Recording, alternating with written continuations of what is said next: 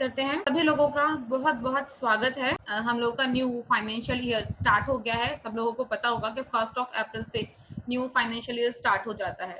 तो as per guidelines financial year start हो गया है, बट स्टिल हम लोग अभी भी बैकडेट में काम कर रहे हैं। तो एक ये नॉलेज के लिए है। अगर आप में से किसी का भी कुछ भी बिजनेस शॉर्टफॉल है, आप लोग को लगता है कि कुछ भी बिजनेस शॉर्टफॉल है, एक अचीवमेंट से आप थोड़ा सा ही दूर हैं, तो थोड़ा सा एफर्ट्स कर लीजिए। मेरी पर्सनल आप लोगों से एक रिक्वेस्ट है, हम्बल रिक्वेस्ट है, थोड़ा सा एफर्ट्स कीजिए। 2 दिन है हमारे पास, एक आज का और एक कल का। कोई भी केस अगर आपके पास आता है तो प्लीज कोशिश कीजिए बैकडेट में लॉग इन करने की, क्योंकि अगर कहीं ना कहीं अगर आपका कुछ अचीवमेंट होगा तो कंपनी आपको जरूर देगी। जिस किसी का 10,000, 15,000, 20,000 कुछ भी शॉर्टफॉल है, तो थोड़ा सा एफर्ट्स करके उसे कोशिश कीजिए बैकडेट में लॉग इन करने की। बाकी उसके बाद तो हम लोगों ने जितना भी बिजनेस करना है वो 2021 और 22 में ही काउंट होने वाला है। क्लियर है? ये मीटिंग होने से पहले इसीलिए मैंने आप लोगों को क्लियर कर दिया, ताकि मैं आगे मीटिंग में ना ये चीज आप लोगों को बताऊंगी नहीं, क्योंकि क्लियर हम लोग की मीटिंग स्टार्ट हो जाएगी। तो दैट्स द रीजन। चलिए हम लोग अपनी मीटिंग स्टार्ट करते हैं। आज जिस प्लान की हम लोग मीटिंग करने वाले हैं, प्लान का नाम है फैमिली हेल्थ ऑप्टिमा। आप लोगों को पता है ये प्लान मार्केट में बहुत ज्यादा और सबसे ज्यादा सेल होने वाला प्लान है। कुछ जबरदस्त यूएसपीज हैं इस प्लान की, जो इस प्लान को बाकी रेस्ट प्लान से बिल्कुल डिफर करती हैं, सेपरेट कर देती हैं। कुछ ऐसे बेनिफिट्स कंपनी इस प्लान में दे रही है जो हमारे किसी भी अदर प्लान में नहीं है। जैसे कॉम्प्रिहेंसिव प्लान में नहीं है, जैसे यंग स्टार प्लान, ये हमारे बेसिक प्लान है, जैसे मिडिल क्लासिक प्लान है। अगर सही मायने में बात करूं तो हर प्लान का अपना अपना एक रोल होता है। कॉम्प्रिहेंसिव में कुछ ऐसे फीचर्स हैं जो आपको फैमिली हेल्थ ऑप्टिमा में, यंग स्टार में नहीं मिलेंगे। कुछ यंग स्टार में ऐसे फीचर्स मिलेंगे जो आपको फैमिली हेल्थ ऑप्टिमा और कॉम्प्रिहेंसिव में नहीं मिलेंगे। तो सही मायने में हम एक दूसरे से प्लान को कंपेयर करेंगे ना, तो हर प्लान में कुछ ना कुछ स्पेशलिटी मिलती है। फैमिली हेल्थ ऑप्टिमा में कुछ डिफरेंट स्पेशलिटी होगी जो कॉम्प्रिहेंसिव में नहीं मिलेगी, और कॉम्प्रिहेंसिव में कुछ स्पेशलिटी होगी जो आपको फैमिली हेल्थ ऑप्टिमा में नहीं मिलेगी। तो आज हम जिसके बारे में डिस्कस करने वाले हैं वो है फैमिली हेल्थ ऑप्टिमा प्लान। उसकी स्पेशलिटी क्या, यूएसपीज है, मार्केट में इतना डिमांड में वो प्लान क्यों रहता है। आपको पता है हम लोग ब्रांच में होते हैं तो हमारे पास कई बार यूट्यूब के थ्रू कॉल्स आती हैं, कुछ कस्टमर्स बाहर से विजिट करते हुए आते हैं और क्या कहते हैं, ऐसा प्लान दो हमें, ऐसी पॉलिसी दो जिसमें 5 लाख का प्रीमियम पे करें और 21.5 लाख का ट्रीटमेंट ले सकें। क्या मार्केट में, पूरे इंश्योरेंस सेक्टर में ऐसा कोई प्लान अवेलेबल है? कस्टमर देखो क्या चाहता है कि 5 लाख की पेमेंट करनी है लेकिन ट्रीटमेंट 21.5 लाख का चाहिए कस्टमर। तो ये इस प्लान की यूएसपी है। अब ये प्लान कैसे काम करेगा, कैसे 5 लाख की जगह कस्टमर 21.5 लाख का बेनिफिट ले सकेगा, वो हम डिस्कस करेंगे। प्लान के कुछ यूएसपीज हैं जो हम लोग, मैं आपको जब स्टार्ट करेंगे पीपीटीज तब भी बताऊंगी, और मीटिंग एंड अप होने के बाद भी हम लोग यूएसपी पर एक बार डिस्कस करेंगे। क्योंकि क्या होता है जब हम कस्टमर से डिस्कस करने जाते हैं वहां पर हम पूरा प्लान नहीं बताते हैं। अगर हमने मेजरली अपनी 5 से 6 यूएसपी के ऊपर फोकस कर लिया ना, कस्टमर 101% 5 यूएसपी 6 यूएसपी के बाद ही फाइनलाइज कर लेगा कि ठीक है मैं एग्री हूँ, मुझे ये फीचर्स पसंद आए। ठीक है, तो चलिए स्टार्ट करते हैं। मैं अपनी पीपीटी आप लोगों को शेयर करूंगी, प्लीज एक बार रिप्लाई कर दीजिएगा। आप लोगों को विजिबल है पीपीटी? पीपीटी विजिबल है सभी को? देखिए, जिस प्लान के बारे में हम लोग डिस्कस करने वाले हैं वो है, प्लान का नाम है फैमिली हेल्थ ऑप्टिमा। सबसे पहले थोड़ा सा इंश्योरेंस के बारे में बेसिक नो हाउ बताना चाहूंगी। हेल्थ इंश्योरेंस काम कैसे करता है? हेल्थ इंश्योरेंस हमारे हेल्थ का इंश्योरेंस है, हमारे स्वास्थ्य का बीमा है। लाइफ इंश्योरेंस कैसे काम करता है? मैच्योरिटी होने के बाद कस्टमर को पैसा मिलता है या डेथ होने के बाद पैसा मिलता है। हेल्थ इंश्योरेंस में कंपनी पैसा नहीं देती है, ध्यान रखिएगा। कस्टमर बहुत बार, जिन लोगों को नॉलेज नहीं होता है इंश्योरेंस का, हेल्थ इंश्योरेंस का, वो लोग यही क्वेरी करते हैं, अच्छा मैंने एक साल में 15,000 दिया, एक साल में मुझे कुछ नहीं हुआ, कंपनी मुझे कितना पैसा देगी? तो आपको क्लियर करना है, कंपनी पैसा नहीं देती है, कंपनी ट्रीटमेंट देती है। ये तो अच्छी बात है कि आपको पूरे साल में कुछ हुआ नहीं, भगवान की कृपा रहे आपके ऊपर, आपको कुछ ना हो, लेकिन कभी इमरजेंसी होगी तो कंपनी आपको ट्रीटमेंट देगी, पैसा नहीं देगी। क्लियर है? सबसे पहले इंश्योरेंस का बेसिक मीनिंग समझना है। उसके बाद इंश्योरेंस काम कैसे करता है, कुछ यूनिवर्सल रूल होते हैं इंश्योरेंस सेक्टर के, ध्यान रखिएगा। ऐसा नहीं है कि आज किसी ने पॉलिसी ली और 2 घंटे 4 घंटे बाद जाके उसे ऑपरेशन कराना है। या उसको पता है कि मुझे डॉक्टर ने बोल दिया कि आपको डेंगू हो रखा है, आपको कोरोना हो रखा है, आप जाओ एडमिट हो जाओ, तो वो सोचा कि 5 लाख लगाना है हॉस्पिटल में, बेटर है अभी 10-15-20 हजार लगा के पॉलिसी ले लूं। तो नहीं, सॉरी, कुछ रूल्स एंड रेगुलेशंस होते हैं सभी पॉलिसी के, जो कंपनी काम करती है, कैसे रूल्स एंड रेगुलेशंस को फॉलो करना होता है कस्टमर्स को, वो हम बताएंगे। सबसे पहले 3 यूनिवर्सल रूल। कोई भी पॉलिसी काम कब करती है? जब 24 हॉस्पिटलाइजेशन मस्ट है, मतलब 24 घंटे हॉस्पिटल में एडमिट होना मैंडेटरी है।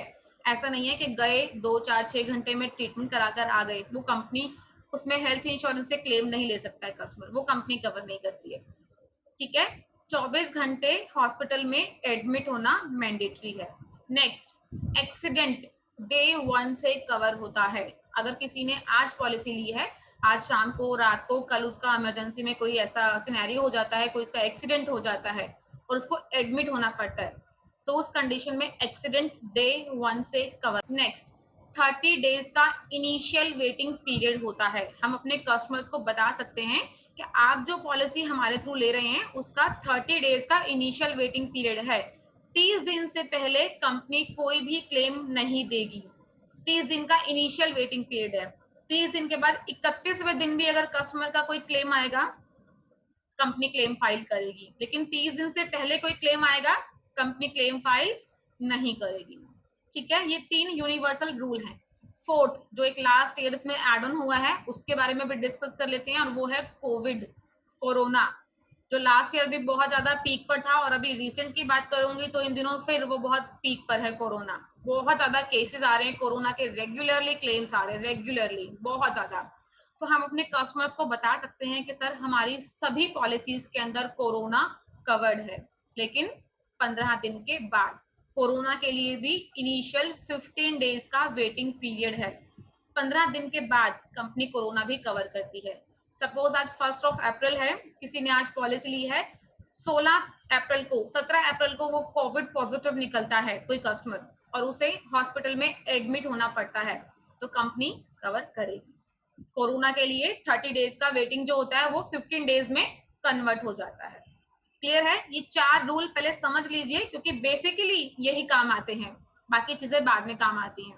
मैम इसमें एक्सीडेंट वाला थोड़ा एक्सप्लेन करेंगे इसकी तरह? हाँ, मैं कर देती हूँ। देखिए, एक्सीडेंट डे 1 से कवर होता है। जैसे एक्सीडेंट, एक्सीडेंट, इसमें एक क्वेश्चन है, जैसे एक्सीडेंट मान लो कहीं पे भी हुआ, मान लो कोई गिर गया, पड़ गया, कैसे भी है, तो उसमें विजिबल होना जरूरी होता है कि भाई कोई घाव होना जरूरी है या ऐसा कुछ नहीं सर, एक्सीडेंट में हॉस्पिटल में एडमिट होंगे, ध्यान होता है? कैसे रखिएगा। भी होगा है बंदा? एक्सीडेंट कैसा भी हो, रोड एक्सीडेंट हो या कोई अदर एक्सीडेंट हो, अगर हॉस्पिटल में एडमिट होना रिक्वायर्ड है, तो जब एडमिट होंगे तो कंपनी क्लेम देगी, ट्रीटमेंट देगी। ओके, वो चाहे माइनर फ्रैक्चर या कुछ भी हो, किसी भी तरह का कुछ नहीं भी सर, मैंने माइनर, बताया ना, 24 आवर्स, 24 घंटे हॉस्पिटल में एडमिट होना मैंडेटरी है। अगर माइनर फ्रैक्चर है और 24 घंटे एडमिट हो रहे हैं, तो कंपनी क्लेम फाइल करेगी ना, लेकिन माइनर फ्रैक्चर में कहीं भी 24 घंटे एडमिट होना मैंडेट नहीं होता है। तो गए, फ्रैक्चर लगवाया और घर वापस आ गए। रोड एक्सीडेंट हो सकता है ना, कहीं ज्यादा चोट आ गई, फ्रैक्चर्स हो गए बॉडी में, कोई और मेजर प्रॉब्लम आ गई, ब्लीडिंग हो रही है बॉडी में बहुत ज्यादा, तो उस सिनेरियो में कंपनी में अगर आप ऐसा इंटीमेट करते हैं कि हॉस्पिटल में एडमिट हो रहे हैं, तो कंपनी क्लेम रजिस्टर ये करेगी। जजमेंट हॉस्पिटल का होता है कि भाई बिल्कुल, 24 आवर रखना है नहीं रखना है, ओके। बिल्कुल करेक्ट, क्योंकि कई बार हॉस्पिटल एक्सीडेंट के बाद ना कंडीशन ज्यादा क्रिटिकल हो जाती है, तो उस केस में अगर ट्रीटमेंट का रिक्वायर्ड है, 24 आवर्स, 24 घंटे मैंडेटरी है, लगता है कि 4 दिन, 5 दिन, 10 दिन एडमिट हो रहे हैं, तो वहां कंपनी क्लेम फाइल करती है। ठीक है। पीपीटी से स्टार्ट करते हैं हम लोग। फैमिली हेल्थ ऑप्टिमा, नाम से पता चल रहा है फैमिली के लिए। देखो, बहुत चीजें निकल कर आते हैं, कस्टमर पूछता है, मैंने ऐसे भी एजेंट्स देखे हैं जो लोग प्रॉपर रेगुलर ट्रेनिंग नहीं लेते हैं, वो किसी इंडिविजुअल को पॉलिसी दे रहे हैं और फैमिली हेल्थ ऑप्टिमा सजेस्ट कर रहे हैं, तो यहाँ समझ लीजिए, family Health optima plan family के लिए है। इंडिविजुअल हम ये प्लान किसी को भी नहीं प्रपोज कर सकते, हम नहीं बता सकते। फैमिली के लिए है। फैमिली में कौन कौन से लोग आते हैं? हस्बैंड वाइफ भी हो सकते हैं, हस्बैंड वाइफ बच्चे भी हो सकते हैं, 2 लोग, कोई भी 2 लोग, चाहे हस्बैंड वाइफ हो, चाहे वाइफ बच्चे हो, चाहे हस्बैंड बच्चे हो, फैमिली में काउंट होते हैं। तो इसलिए नाम से पता चल रहा है family Health optima plan. Next हम लोग डिस्कस कर लेते हैं न्यू एडिशन, ये मैं बाद में बताऊंगी आप लोगों को। चलिए, सबसे पहले फैमिली साइज की यहाँ कंपनी बात कर रही है। Family size 2 adult 3 child maximum family size है इस पॉलिसी का, हस्बैंड वाइफ और 3 बच्चे कंपनी कवर करती है। कैसे? अब जरूरी थोड़ी कि हस्बैंड वाइफ 3 बच्चे ही हो, क्या पता वाइफ नहीं है, हस्बैंड और 2 बच्चे हैं तो वो फैमिली में काउंट होंगे। हो सकता है कि वाइफ के साथ 2 बच्चे हों, 3 बच्चे हों, वो फैमिली में काउंट होंगे।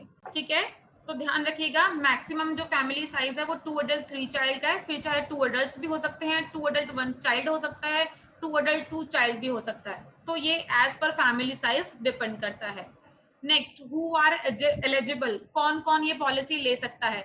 तो हम बात कर लेते हैं एक बार एज ऑफ एंट्री। यहाँ एज ऑफ एंट्री मैटर करती है। जो हु आर एलिजिबल का मीनिंग ये है कि एज ऑफ एंट्री क्या है। तो 18 साल से लेके 65 साल तक के लोगों को हम फैमिली हेल्थ ऑप्टिमा प्लान दे सकते हैं। 18 साल से 65 साल तक के लोगों को फैमिली हेल्थ ऑप्टिमा प्लान दे सकते हैं। अब बच्चे की बात करते हैं तो इसका एक सबसे यूनिक जो फीचर है वो ये है, कंपनी बच्चे को 16 डेज 16 दिन से कवर करती है। इट मीन्स अगर किसी का न्यूली बॉर्न बेबी है, अगर सही मायने में बात करूं तो न्यूली बॉर्न बेबी को कंपनीज पॉलिसीज नहीं देती हैं। बहुत बार बाय बर्थ कुछ डिसीज निकल कर आ जाती है। कई बार बेबी के बर्थ के बाद में ना कुछ पीलिया, जॉन्डिस और भी डिसीज होती हैं, 5 7 10 दिन नर्सरी में रखना होता है। तो उस केसेस में कंपनी पॉलिसीज नहीं देती हैं, लेकिन हमारी फैमिली हेल्थ ऑप्टिमा प्लान है जिसमें कंपनी 16 डेज 16 दिन के बच्चे को भी कवर करती है। कब तक? 25 ईयर्स तक, मतलब 16 दिन का बच्चा 25 साल तक मम्मी पापा के साथ अपनी सेम पॉलिसी में रह सकता है।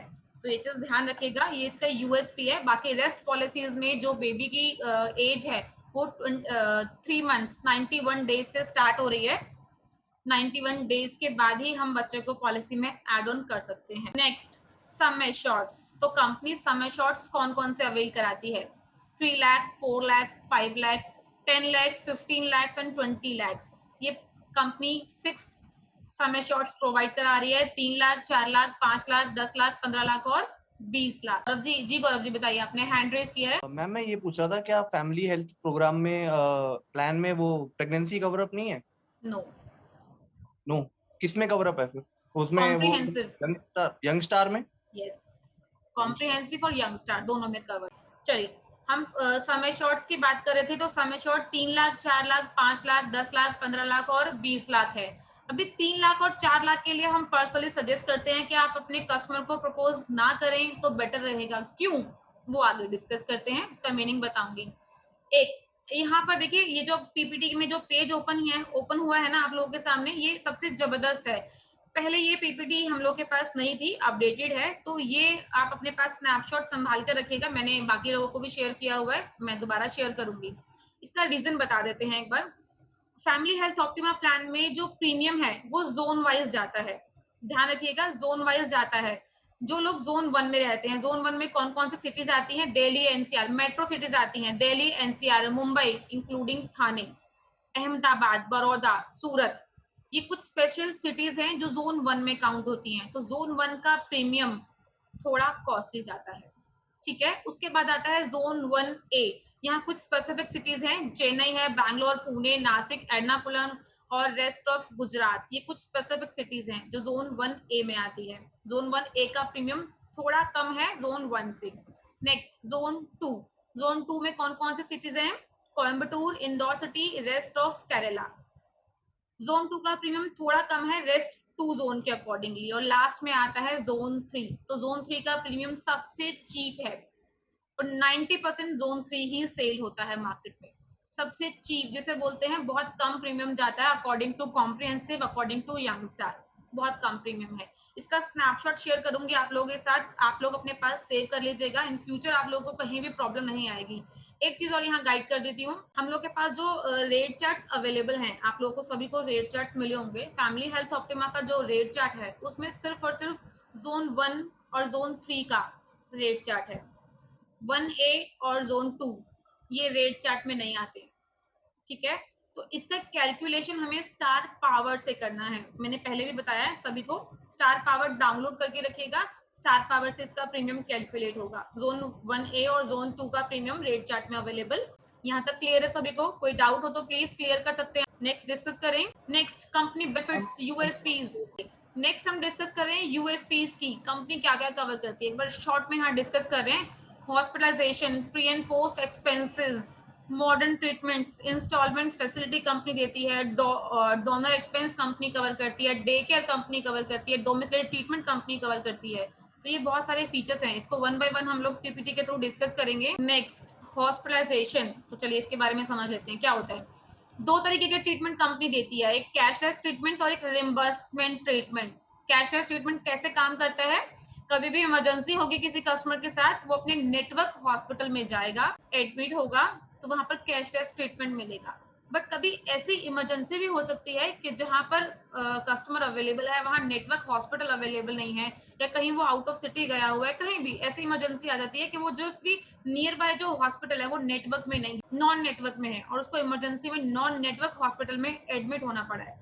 तो वहां पर कैसे काम करती है पॉलिसी, वहां कस्टमर को अपनी पॉकेट से पे करना है, खुद से अपने एक्सपेंसेस बियर करने हैं, बट उसे सारे अपने डॉक्यूमेंटेशन, सभी तरह के फॉर्म, सभी तरह का उनका मेडिकल एक्सपेंसेस जितने भी उसने बियर किए हैं कस्टमर ने, डॉक्टर प्रिस्क्रिप्शन होगा, मेडिसिन के बिल्स होंगे, रिपोर्ट्स होंगी, जितना भी एक्सपेंस बियर किया है, जो फाइनल बिल पे किया है, डिस्चार्ज समरी, वो सभी कुछ हमारे साथ शेयर करना है, तो कंपनी में क्लेम हम फाइल करेंगे, तो कंपनी सारा पैसा रिम्बर्स कर देती है।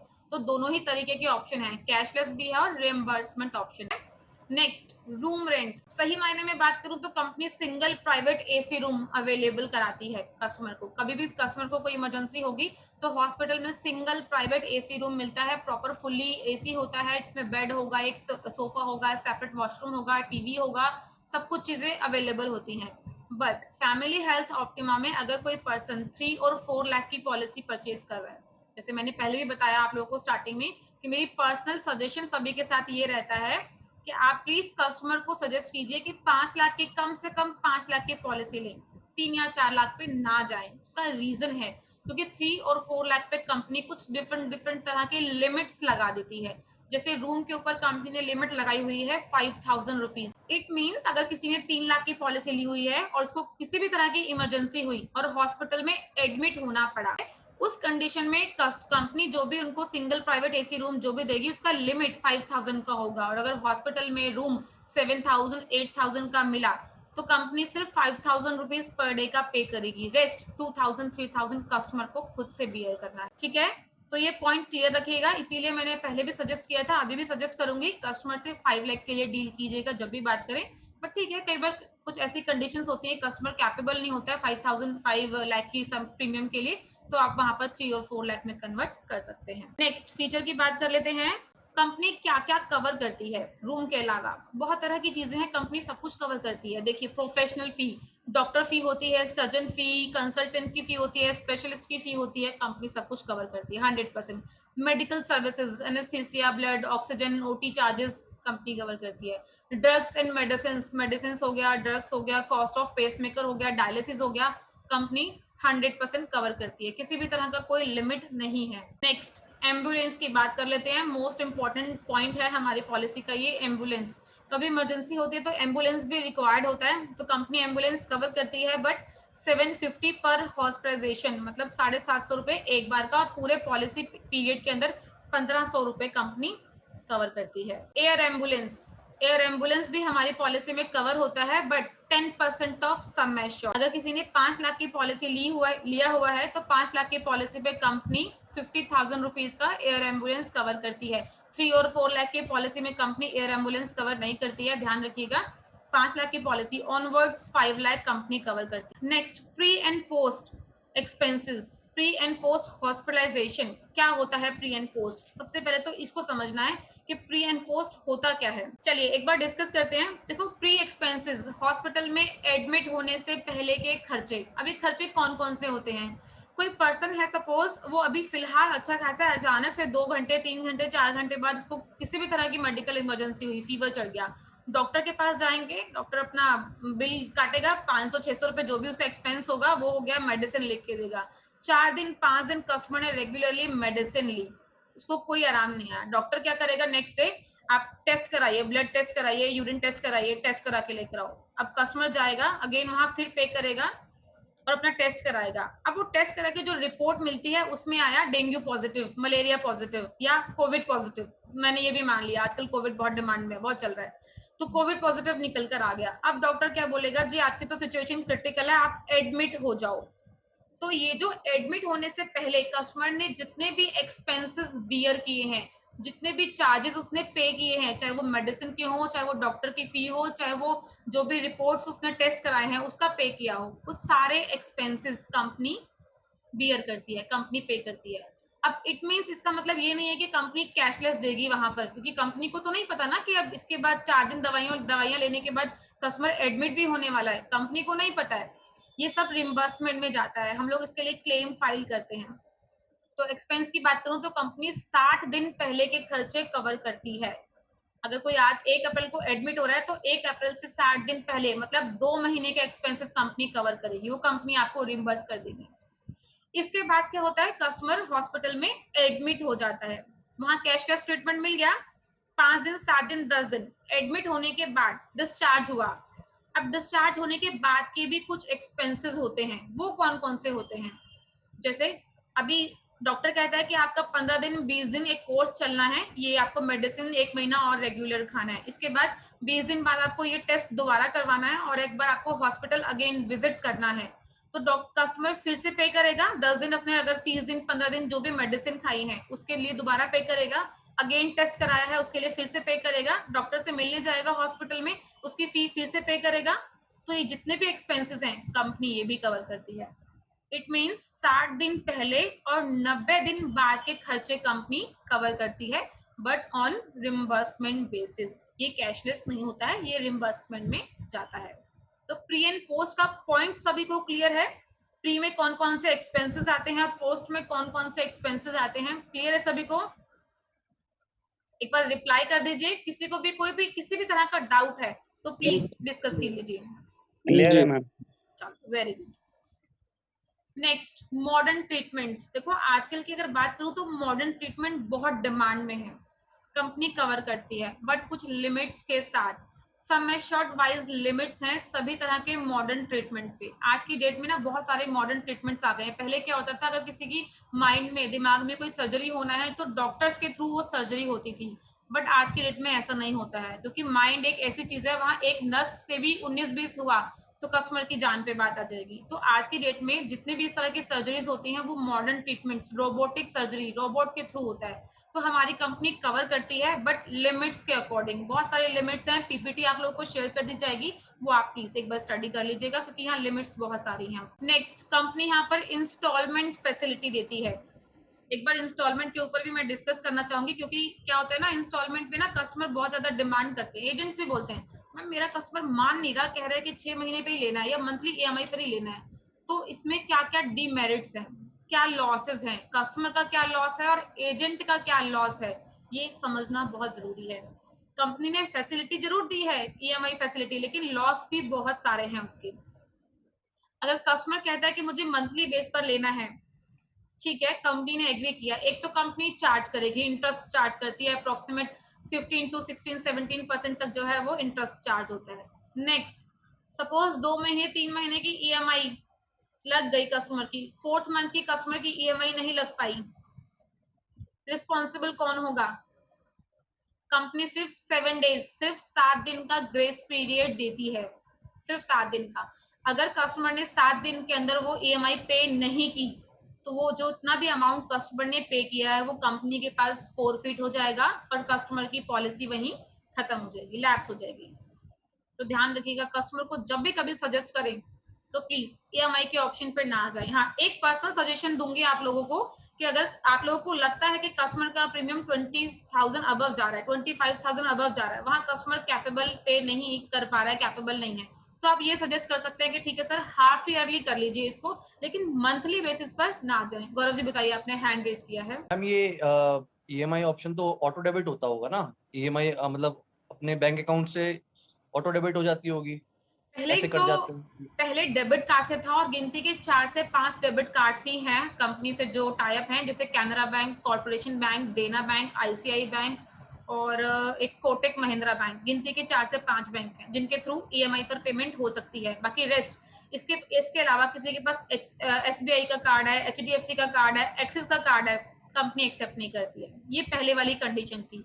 इसके साथ में तो अभी कंपनी ने क्या किया है, डेबिट कार्ड की जो फैसिलिटी थी उसे कम कर दिया है, ना के बराबर कर दिया है। आज की डेट में डेबिट कार्ड से पेमेंट नहीं हो रही है, सिर्फ और क्रेडिट कार्ड सिर्फ क्रेडिट कार्ड से पेमेंट हो रही है।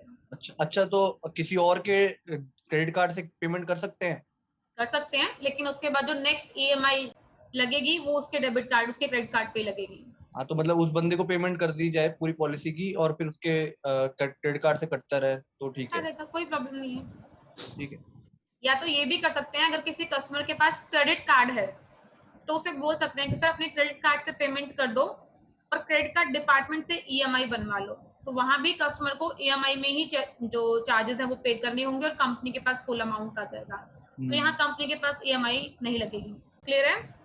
चलिए मैडम नेक्स्ट आगे डिस्कस कर लेते हैं। मैडम जी प्रशांत जी बताइए। हाफ ईयर के लिए कितना ग्रेस पीरियड टाइमिंग है? सर सेम है, 7 डेज सेम। Okay okay. आप लोगों को जो पे आउट आएगा ना, ये भी डिस्कस कर लेते हैं। एजेंट्स को जो पे आउट रिलीज होगा ईएमआई ऑप्शन में, सेम आपके ईएमआई के अकॉर्डिंग ही होगा। अगर किसी ने मंथली ईएमआई करवाई है और किसी का 12,000 13,000 सपोज प्रीमियम है, मंथली ईएमआई है, तो मेरे अकॉर्डिंगली 1,000 1100 रुपए का ही प्रीमियम चार्ज होगा, 1200 1500 होगा। अब उस 1500 में से कंपनी जीएसटी हटा के जो अमाउंट बचेगा उस पे आपको प्रीमियम पे आउट देगी 14.25% अप्रोक्सीमेट। तो वो 100 150 200 रुपए बनेगा। मुझे नहीं लगता आप लोग 100 150 200 रुपए के लिए काम कर रहे हैं, या मैं यहाँ पर 150 200 रुपए के लिए काम कर रही हूँ। सॉरी, मैं नहीं कर। जी गौरव जी बताइए। मैम, जैसे कई कस्टमर होते हैं वो ज्यादा समझदार बनते हैं और ईएमआई ऑप्शन ऑप्ट कर लेते हैं। फिर क्या करते हैं, 2-3 ईएमआई दी, 2-3 ईएमआई के बाद अपना ऑपरेशन करा लिया। मतलब जैसे कैटरेक्ट का है, कैटरेक्ट का ऑपरेशन करा लिया। उसके बाद इस केस में क्या हो सकता है? मतलब इस केस में उसके बाद चौथी ईएमआई उन्होंने लैप्स कर दी, नहीं दे रहे उसके बाद, तो फिर वो उससे कैसे बचेंगे? मतलब सर कंपनी ने ईएमआई ऑप्शन जरूर दिया है, लेकिन अपने आप को सिक्योर रख के। अगर कस्टमर ने 3 ईएमआई पे की है और उसके बाद कैटरेक्ट का क्लेम तो मैं नहीं मान सकती, क्योंकि कैटरेक्ट तो वेटिंग पीरियड के बाद कवर होता है। मान आई लेते मीन हैं टू कोई से, अदर क्लेम आ गया, हाँ कोई भी अदर फीवर का क्लेम आ गया, कोई इन्फेक्शन का क्लेम आ गया, व्हाटएवर, तो कंपनी क्लेम देने से पहले वो जितना भी अमाउंट होगा पॉलिसी का, वो पहले अपना अमाउंट काटेगी, अमाउंट क्लेम अमाउंट में से। उसके बाद आपको पैसा, हॉस्पिटल को पैसा मिलेगा। तो नहीं वहां मैम, रेस्ट अमाउंट। अगर पोर्ट कराई है, मान लो सपोज पोर्ट कराई है किसी बंदे ने, 4 साल से पॉलिसी चल रही थी, पोर्ट कराई है उसने ईएमआई ऑप्शन में, ठीक है। और अब तो कवर हुआ ना उसका वो कैटरेक्ट वाला ऑप्शन हाँ जो है, कवर होगा। तो उसने 2 ईएमआई दी, तीसरी ईएमआई पे उसने ऑपरेशन करा लिया, चौथी ईएमआई से बंद कर दिया, नहीं दे रहा। तो इस केस में कंपनी के पास मतलब कैसे बचेगी? और एजेंट्स में एजेंट को अमाउंट मिलेगा कि नहीं मिलेगा? कैसे कैसे बचेंगे उससे? मैं बताती हूँ। कस्टमर ने 3 ईएमआई पे कर दी, उसके बाद क्लेम आ गया, हम्म, तो जो बाकी रेस्ट जितनी भी ईएमआई कस्टमर की हैं, चाहे वो 12 है, मान लेते 7 बच गई, 5 बच गई, या 8 रेस्ट ईएमआई बच गई, तो जो क्लेम आएगा ना, अगर क्लेम 50,000 कंपनी पास कर रही है, 60,000 पास कर रही है, तो उस 60,000 में से जो रेस्ट ईएमआई रह गई है ना, उसका पैसा पहले अपने पास रखेगी, उसके बाद अमाउंट रिलीज करेगी। कंपनी अपना पैसा कंप्लीट करेगी, उसके बाद कस्टमर को मिलेगा। जो भी हॉस्पिटल में डिफरेंशिएट अमाउंट रह जाएगा, चाहे वो 5 का हो चाहे वो 10 का हो, वो कस्टमर को खुद से पे करना है। और एजेंट को प्रीमियम पूरा मिलेगा? एजेंट को ईएमआई के अकॉर्डिंग मिलेगा, जो 3 ईएमआई पे की है। रेस्ट अच्छा उसके तो, बाद उसने अगर नहीं पे की, सपोज हाँ नहीं बोलिए। देगी। अच्छा, जैसे फोरफिट हो गई, जैसे 9 ईएमआई उसने नहीं दी, तो वो फोरफिट करके कंपनी अपने पास रखेगी, एजेंट को नहीं बिल्कुल, देगी? बिल्कुल करेक्ट कह सकते हैं आप। नेक्स्ट आगे डिस्कस कर लेते हैं इंस्टॉलमेंट फैसिलिटी। तो मैंने आप लोगों को बता दी कि company monthly, quarterly, half yearly और ईयरली सभी तरह के ऑप्शंस दे रही है, बट बेटर रहेगा आप लोग ईयरली पर काम करें, या किसी का प्रीमियम थोड़ा ज्यादा है तो हम लोग इसे हाफ ईयरली में कन्वर्ट कर सकते हैं। चलिए नेक्स्ट डिस्कस कर लेते हैं डे केयर प्रोसीजर्स। तो डे केयर प्रोसीजर्स कौन कौन से होते हैं? देखो, डे केयर प्रोसीजर एक बार समझ लेते हैं। ये उस तरह के प्रोसीजर्स हैं जिसमें 24 आवर्स 24 घंटे हॉस्पिटल में एडमिट नहीं होना पड़ता है। आज की डेट में कुछ ऐसे स्पेसिफिक प्रोसीजर्स हैं जिसके लिए सिर्फ हॉस्पिटल में जाते हैं, 2 घंटे 4 घंटे 5 घंटे में ट्रीटमेंट करवाया, वो सर्जरीज ली और उसके बाद वो डिस्चार्ज होकर घर आ जाते हैं। तो जितने भी डे केयर प्रोसीजर्स होते हैं वो कंपनी कवर करती है हमारी पॉलिसीज में। नेक्स्ट कैटरेक्ट की बात कर लेते हैं। कैटरेक्ट जिसे हम लोग, अगर मैं हिंदी भाषा की बात करूं तो मोतियाबिंद बोलते हैं, और आज की डेट में 50 की एज के बाद 90% लोगों को मोतियाबिंद की प्रॉब्लम होती ही होती है। लगभग 50 साल तक तो लोग चश्मा लगा के भी चला लेते हैं, किसी भी तरीके से मैनेज कर लेते हैं, लेकिन एक 50 एज क्रॉस करने के बाद कहीं ना कहीं प्रॉब्लम्स क्रिएट हो जाती हैं, तो वहां लगता है कि अब इसका ट्रीटमेंट करवाना जरूरी है। तो कंपनी कैटरेक्ट भी कवर करती है पॉलिसी में, वेटिंग पीरियड के बाद करती है, वो मैं नेक्स्ट बताऊंगी आप लोगों को। एक बार लिमिट्स जान लेते हैं। 3 लाख और 4 लाख की पॉलिसी पे कंपनी 25,000 रुपीज की 3 लाख की पॉलिसी पे 25,000 रुपीज की लिमिट है पर पर्सन के लिए। और अगर टोटल हस्बैंड वाइफ दोनों की बात करूंगी, दोनों आंखों की बात करते हैं, तो यहाँ पर 35,000 की लिमिट है। 4 लाख की पॉलिसी पे 30,000 पर आए और 45,000 rupees per policy period company cover कर रही है। और अगर किसी की पॉलिसी 10 लाख से ज्यादा की है तो 50,000 रुपए पर आय का मिलता है और पॉलिसी पीरियड पूरे साल में कंपनी 75,000 रुपीज कंपनी कवर करती है। कैटरेक्ट कब कवर होता है फैमिली हेल्थ ऑप्टिमा में? 2 साल के बाद। स्पेसिफिक डिसीज है, ध्यान रखिएगा। स्पेसिफिक आगे नेक्स्ट पॉइंट आएगा, मैं डिक्लेयर आप लोगों को क्लियर कर दूंगी। स्पेसिफिक डिसीज 2 साल के बाद कवर हो। Next, treatment at preferred network hospital. देखो ये एक ना स्पेशल बेनिफिट्स है, लोगों को समझ में आता है क्योंकि इस प्रेफर्ड नेटवर्क हॉस्पिटल में ना कस्टमर का बेनिफिट है, कस्टमर को पैसा मिलता है। तो जहां कस्टमर को पैसा मिलेगा ना, वो पॉइंट कस्टमर को बहुत अच्छे से समझ में आएगा। ये पॉइंट समझ लेते हैं। अगर कस्टमर हमारे ना कुछ स्पेशल नेटवर्क्स हैं, हॉस्पिटल्स की बात करती हूँ, तो कुछ हॉस्पिटल्स जो होते हैं वो पैनल में होते हैं, कुछ होते हैं प्रेफर्ड नेटवर्क। नेटवर्क हॉस्पिटल और प्रेफर्ड नेटवर्क हॉस्पिटल दोनों में डिफरेंस है, ठीक है। नेटवर्क हॉस्पिटल तो आप लोगों को बहुत सारे मिलेंगे, लेकिन प्रेफर्ड नेटवर्क हॉस्पिटल की एक स्पेशल लिस्ट होती है हम लोगों के पास। उस लिस्ट में अगर कस्टमर उस प्रेफर्ड नेटवर्क हॉस्पिटल में जाकर अपना ट्रीटमेंट करवाएगा तो कंपनी की तरफ से पूरे साल में उसको पर हॉस्पिटलाइजेशन पर कंपनी 5,000 रुपए का कैशबैक देती है। 5,000 रुपए कस्टमर को मिलते हैं। अब ये प्रेफर्ड नेटवर्क हॉस्पिटल होते कैसे हैं? अगर सही हिंदी लैंग्वेज की बात करूं तो कंपनी के जांचे परखे हॉस्पिटल्स। नॉर्मल क्या होता है, अगर कोई कस्टमर किसी भी नेटवर्क हॉस्पिटल में गया, वहां पर अगर किसी डिसीज के लिए, किसी ट्रीटमेंट के लिए 10,000, 15,000, 20,000 लगना है, और हॉस्पिटल वालों को पता है कि इनका मेडिक्लेम है, इनके पास हेल्थ इंश्योरेंस है, तो जो क्लेम फाइल करते हैं ना, वो 30,000, 35,000, 40,000 का करते हैं।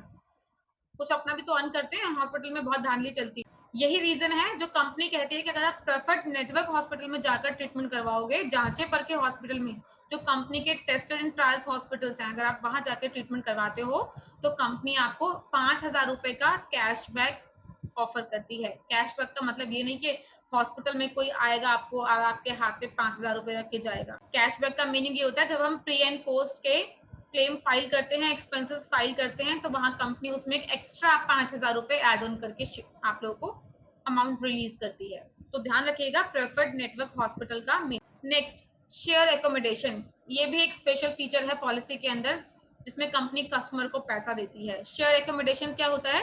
हॉस्पिटल में इस तरह का रूम अवेलेबल होता है, एक तो सिंगल प्राइवेट एसी रूम, एक इस तरह का होता है जो एक प्रॉपर होल होता है, जिसमें एक बीच में कर्टन होगा, एक बेड एक तरफ और एक बेड एक तरफ होगा, ठीक है। शेयरिंग रूम, अगर सही मायने में बात करूं तो कभी ऐसी इमरजेंसी भी होती है जो हॉस्पिटल में रूम अवेलेबल नहीं होता है, तो हॉस्पिटल से कहा जाता है कि जी हमारे पास तो ट्विन शेयरिंग रूम अवेलेबल है, अगर आप एग्री। अगर कस्टमर अपनी मर्जी से ट्विन शेयरिंग रूम हॉस्पिटल में लेता है तो वहां कंपनी उसे 800 रुपए पर डे का बेनिफिट देती है। 800 रुपए पर डे कस्टमर को मिले। 3 लाख से 15 लाख की पॉलिसी पे 800 रुपए पर डे की लिमिट है, और 20 और 25 लाख की पॉलिसी पे कंपनी 1,000 रुपए पर डे का बेनिफिट देती है। तो ये कस्टमर को बेनिफिट। इमरजेंसी हॉस्पिटल में होता है या particular? Preferred network hospital sir, मैंने आपने शेयर अकोमोडेशन का पूछा सर, एक सेकंड। यस, शेयर अकोमोडेशन तो किसी भी हॉस्पिटल में चलेगा। गौरव जी बताइए, आपने हैंड रेज किया है। ये शेयर एकोमोडेशन में अगर ट्रीटमेंट 15 दिन चला तो 15 दिन 800 रुपए मिलेंगे? बिल्कुल करेक्ट, 15 दिन कंपनी 800 रुपए पे करेगी। नहीं, पर आपकी स्लाइड में लिखा है ना 5,000 लिमिट है उसकी 5,000 की, वो क्या था? कहाँ लिखा है इसमें? 1% ऑफ सम इंश्योर्ड, इसमें नहीं, इससे पहले वाली में था, सॉरी। ये लिखा 1% ऑफ सम इंश्योर्ड। ये ट्रीट नहीं, आपने दोनों स्लाइड को एक समझा है, दोनों अलग अलग हैं। ये treatment and preferred network hospital 5,000 रुपए मिलेगा।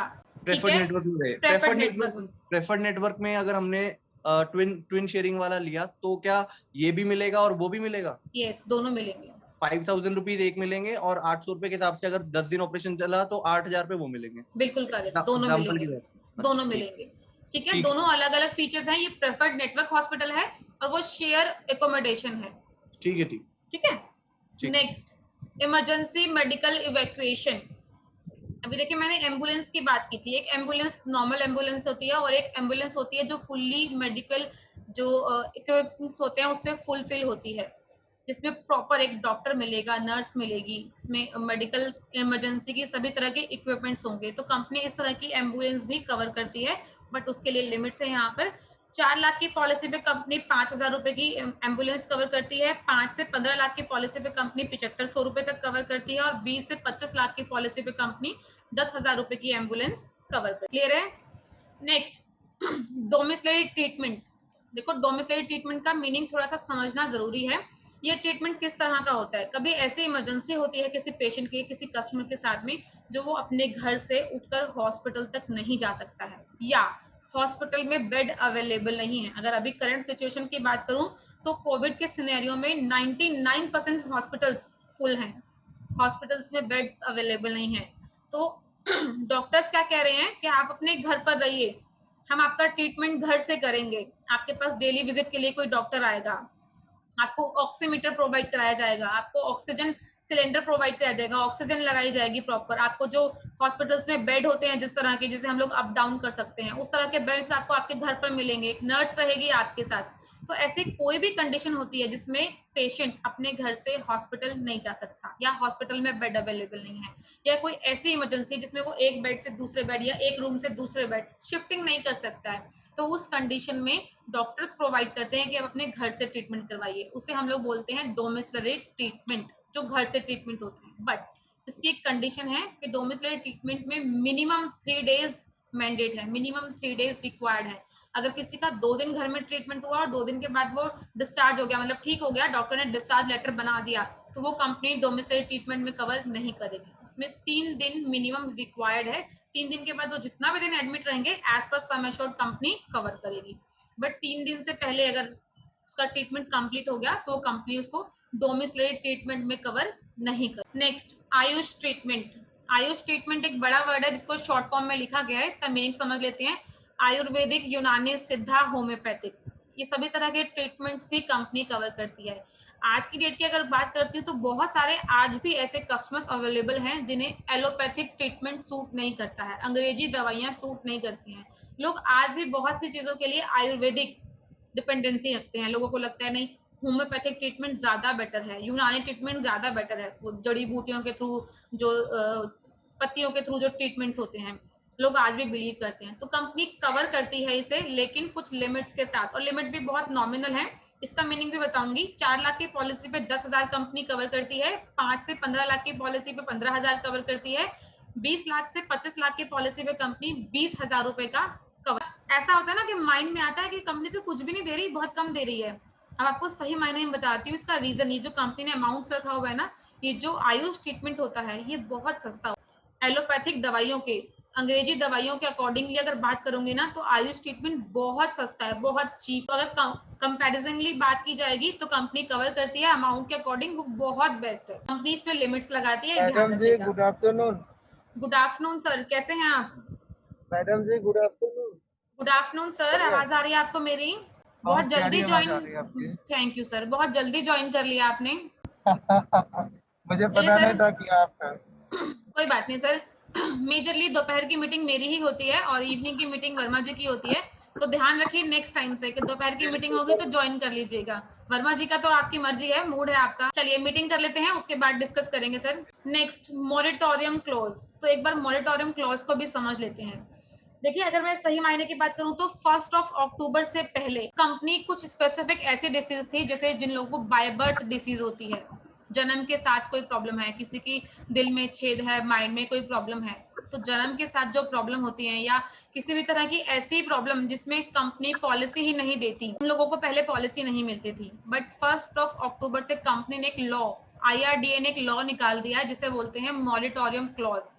क्या मीनिंग है मॉरेटोरियम क्लॉज का? किसी कस्टमर को ऐसी कोई भी डिसीज है तो कस्टमर हाइड करके वो पॉलिसी ले सकता है बिना बताए कंपनी को, बट पहले 8 साल उस डिसीज का कोई क्लेम नहीं आता। पहले 8 साल उस डिसीज का कोई क्लेम नहीं आता है तो 9वें साल से कंपनी उसकी वो बाय बर्थ डिसीज या कितनी भी क्रिटिकल डिसीज क्यों नहीं होगी, वो कंपनी कवर। ठीक है, तो मॉरेटोरियम क्लॉज के थ्रू हम किसी भी कस्टमर को पॉलिसी दे सकते हैं, कितना भी मेजर कंडीशन क्यों ना हो, कितनी भी मेजर क्रिटिकल डिसीज क्यों ना हो, बट अगर हम बिना बताए दे रहे हैं तो दे सकते हैं। ध्यान रखिएगा, पहले 8 साल क्लेम नहीं आना चाहिए। इन बिटवीन सपोज अगर छठे साल में क्लेम आ गया, कस्टमर ने हाइड किया था कि उसे कोई डिसीज है और छठे साल में क्लेम आ गया। पहले क्या होता था, कंपनी पॉलिसी ही कैंसिल कर देती, ठीक है। जहां कंपनी को पता चला कि इन्हें तो इतनी क्रिटिकल सिचुएशन है, इतनी मेजर डिसीज है इनको, कंपनी ने पॉलिसी कैंसिल कर दी, फिर पूरे मार्केट में इंश्योरेंस नहीं मिलेगा। बट स्टिल आज की कंडीशन में अगर कभी ऐसा होता है कि छठे साल में कस्टमर का कोई क्लेम आ गया, तो वहां कंपनी पॉलिसी कैंसिल नहीं करती है, बट उसका क्या करेगी ना, सिर्फ और सिर्फ एक्सक्लूजन लगा देगी कि इस डिसीज के रिगार्डिंग कंपनी कोई क्लेम नहीं देगी, इन फ्यूचर भी नहीं देगी, ठीक है। ध्यान रखिएगा, कंपनी परमानेंट एक्सक्लूजन लगा देगी लेकिन पॉलिसी कैंसिल नहीं होता है। तो कस्टमर को हम बोल सकते हैं कि अगर किसी को ऐसी सिचुएशन, ऐसी कोई क्रिटिकल कंडीशन है, क्रिटिकल कोई डिसीज है, तो हम उसे पॉलिसी दे सकते हैं। क्लियर है? नेक्स्ट डिस्कस करें न्यू बॉर्न बेबी। तो देखिए न्यू बॉर्न बेबी का मैंने पहले ही बताया था आप लोगों को कि कंपनी कवर करती है न्यू बॉर्न बेबी, लेकिन 16 डेज 16 दिन का बच्चा हमारी पॉलिसी में कवर्ड है, तो ये सबसे स्पेशल बेनिफिट्स है। नेक्स्ट डोनर एक्सपेंसेस कंफर्म कर लेते हैं, बात कर लेते हैं। डोनर एक्सपेंसेस भी कंपनी कवर करती है 10% ऑफ सम एश्योर्ड और मैक्सिमम 1 लाख, जो भी विच एवर इज लेस, जो भी कम होगा कंपनी मैक्सिमम, अगर मैं बात करूं तो 1 लाख रुपए के लिए कंपनी कवर करती है। गौरव जी बताइए। ये 16 दिन का बच्चा जो कवर अप हो रहा है, हम्म, इसके लिए क्या एक्स्ट्रा प्रीमियम देना पड़ेगा? नहीं, कंपनी में पॉलिसी में इनबिल्ट है, इनबिल्ट है। नहीं तो इन्फॉर्म करना पड़ेगा बस कंपनी? नहीं, अगर देखो कि हस्बैंड वाइफ 2 लोग हैं, सपोज न्यूबॉर्न बेबी हुआ है, 20 दिन 25 दिन 30 दिन का बच्चा है, तो वो पॉलिसी ले सकता है ना, कंपनी को इन्फॉर्म करने की जरूरत नहीं, क्योंकि हमारी पॉलिसी में तो बच्चे का जो एज ऑफ एंट्री है वो 16 दिन से स्टार्ट है, हम लोग दे सकते हैं। ठीक। हाँ, अगर ऐसा होता है ना, मिड टर्म इंक्लूजन भी होता है, मैं वो बता देती हूँ। सपोज हस्बैंड वाइफ 2 लोगों ने पॉलिसी ली, 8 महीने 9 महीने बाद डिलीवरी होती है वाइफ की, बेबी डिलीवर हुआ, ठीक है। अब अगर कस्टमर चाहता है कि मेरे 16 दिन का मेरा बच्चा हो गया और मुझे पॉलिसी में एड ऑन कराना है अपने बच्चे को, ठीक है, तो हम नहीं कर सकते, वो फैमिली हेल्थ ऑप्टिमा में कवर नहीं है। मिड टर्म इंक्लूजन कॉम्प्रिहेंसिव में है और यंग स्टार में है। फैमिली हेल्थ वो जब रिन्यूअल आएगा उस टाइमिंग पे एड ऑन करें। असिस्टेड रिप्रोडक्शन ट्रीटमेंट, इसे अगर मैं सिंपल लैंग्वेज की बात करूँ तो आईवीएफ ट्रीटमेंट भी बोलते हैं। तो आईवीएफ ट्रीटमेंट कंपनी कवर करती है, जो लोग कंसीव नहीं कर पाते हैं, जिन्हें बेबी कंसीव नहीं होता है, डिलीवरी को लेके प्रॉब्लम्स रहती हैं, तो उन लोगों का कंपनी आईवीएफ ट्रीटमेंट कवर करती है। ध्यान रखिएगा, आईवीएफ ट्रीटमेंट कवर है, मैटरनिटी प्रेगनेंसी कवर नहीं है, डिलीवरी कवर नहीं है, सिर्फ आईवीएफ ट्रीटमेंट कवर है 3 साल के बाद, और वो भी सिर्फ 1 लाख रुपए के लिए। कंपनी 3 साल के बाद कवर करती है। अगर 3 साल से कोई पॉलिसी, जिसने हमारी फैमिली हेल्थ ऑप्टिमा पॉलिसी ली हुई है, 3 साल तक कंटिन्यूटी में चल रही है, तो 3 साल के बाद कंपनी 1 लाख रुपए का आईवीएफ ट्रीटमेंट कवर करेगी। देखिए पॉलिसी सेल, जैसे मैंने स्टार्टिंग में बताया था, सबसे मेरा पहला पॉइंट यही था कि मार्केट में ये पॉलिसी सेल होती है किस रीजन से, क्योंकि लोग एजेंट्स बताकर सेल करते हैं कि आपके 5 लाख की पॉलिसी पे आप 21.5 लाख तक यूज कर सकते हैं, क्लेम ले सकते हैं, ठीक है। तो उसका मीनिंग अब यहाँ हम समझते हैं, कंपनी रीस्टोर बेनिफिट देती है कितना, 300% कंपनी रीस्टोर बेनिफिट देती है। 300% का मतलब अगर किसी की पॉलिसी 5 लाख की है तो 5 लाख तो बेस सम एश्योर्ड है, उसके अलावा वो उसको 300 टाइम और यूज कर सकता है। कैसे? 5 लाख फर्स्ट टाइम यूज करेगा, फिर 5 लाख यूज करेगा, फिर 5 और फिर 5, तो टोटल मिला के 20 लाख, ठीक है। मैंने तो ये तो टोटल 20 लाख हुआ, लेकिन मैंने तो आप लोगों को 21.5 लाख का अमाउंट बताया है, इट मींस 1.5 लाख अभी और बचा है हमारे पास। तो 1.5 लाख कंपनी इसमें रिचार्ज बेनिफिट देती है। इसके बाद नेक्स्ट पीपीटी में शो करेगा आपको, नेक्स्ट स्लाइड में, तो उसमें देखिएगा। अगर सही मायने में बात करूं तो इसका 300% रिस्टोरेशन बेनिफिट। रिस्टोरेशन मीन्स क्या होता है, कंपनी पॉलिसी को रिस्टोर कर रही है। अगर 5 लाख खत्म हो गया, कंपनी ने फिर से रिस्टोर कर दिया, फिर 5 लाख खत्म हो गया, कंपनी फिर से रिस्टोर कर रही है, तो 300% का रिस्टोर बेनिफिट है पॉलिसी। मैम एक मिनट, अभिषेक सेम जी डिजीज बताइए। सेम पर्सन के लिए एप्लीकेबल है? सर जो बेस सम एश्योर्ड होता है वो सेम पर्सन सेम डिसीज के लिए भी अवेलेबल होता है, बट जो रिस्टोर बेनिफिट है वो सेम पर्सन सेम डिसीज के लिए नहीं होता है। ठीक है।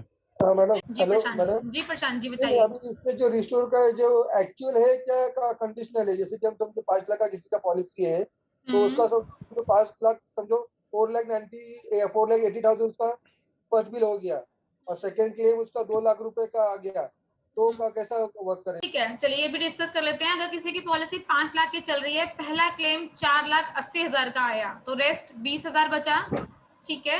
अब कंपनी अकॉर्डिंगली अगर as per terms and conditions देखा जाए तो कंपनी सिर्फ 20,000 का ही अमाउंट रिलीज करेगी, क्योंकि इसमें 5 लाख मीन्स 100% कंज्यूम करने की कंडीशन है। 20,000 तो आपके जो बेस सम एश्योर्ड है उसमें से बचा हुआ है और 1.5 लाख आपका रिचार्ज बेनिफिट बचा हुआ है।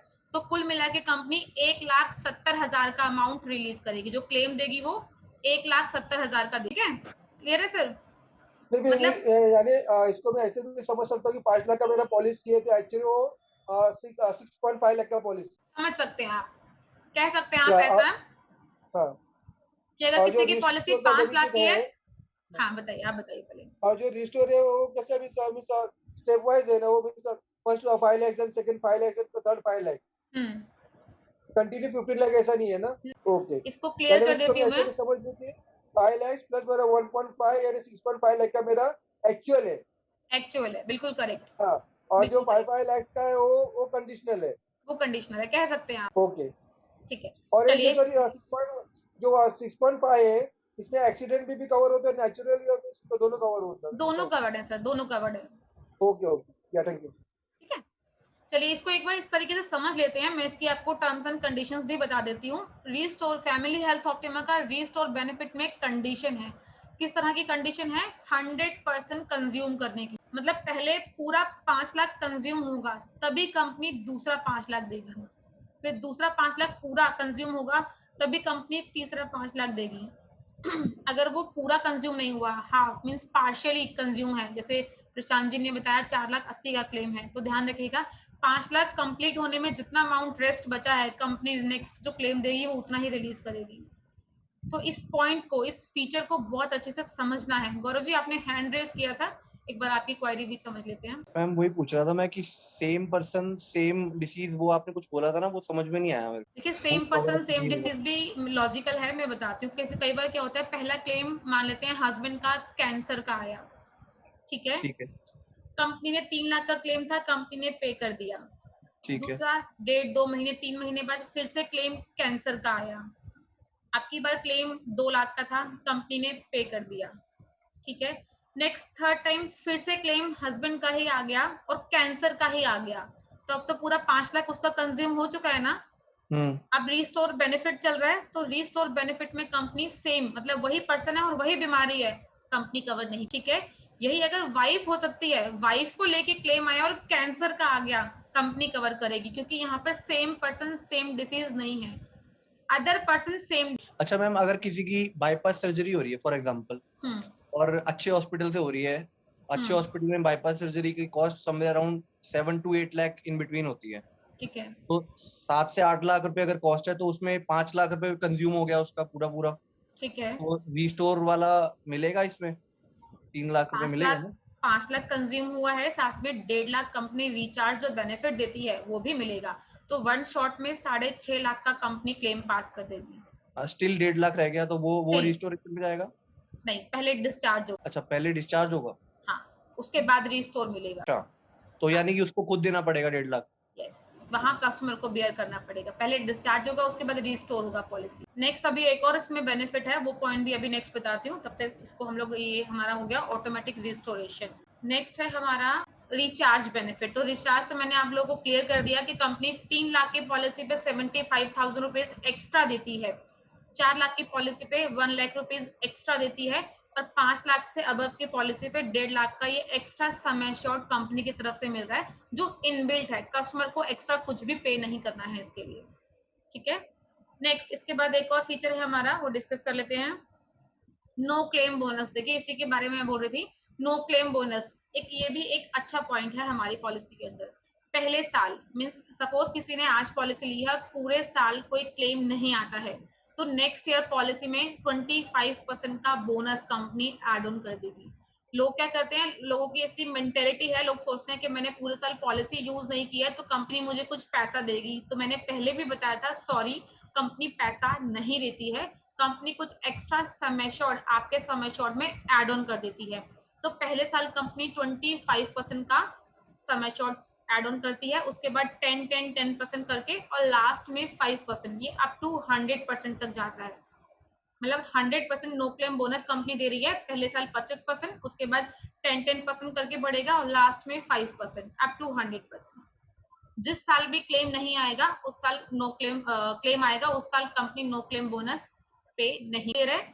अब अगर किसी की पॉलिसी में नो क्लेम बोनस का अमाउंट भी एड ऑन है, सपोज 25 लाख की पॉलिसी 25% का किसी कस्टमर का नो क्लेम बोनस भी एड ऑन है और वहां अगर किसी कस्टमर के साथ इमरजेंसी है तो वो नो क्लेम बोनस का अमाउंट भी एड ऑन हो, ठीक है, वो भी कस्टमर वन शॉट में क्लेम ले सकता है उसका, तो उसके लिए कोई भी नुकसान नहीं होगा कस्टमर का, वहां बेनिफिट मिलेगा कस्टमर। नेक्स्ट फीचर डिस्कस कर लेते हैं। मैडम मुझे इसमें एक पॉइंट पूछना था। हाँ नो क्लेम का बोनस में समझे किसी ने भी 2 साल तक नो क्लेम का बोनस ले लिया है ठीक है, और तीसरे साल उसका क्लेम आ जाता तो फिर बाद में डिडक्शन कितना होता है उसका उसका किस तरह का इंश्योर डिडक्शन सर? नहीं समझो भी किसी ने 5 लाख का पॉलिसी ले लिया है तो उसका हाँ 1.1.25 लाख रुपए उसका ऐड हो गया फर्स्ट ईयर में, ठीक है, सेकंड ईयर में 1.25 लाख हो गया, यानी उसका कितना का 7.5 लाख का पॉलिसी हो गया।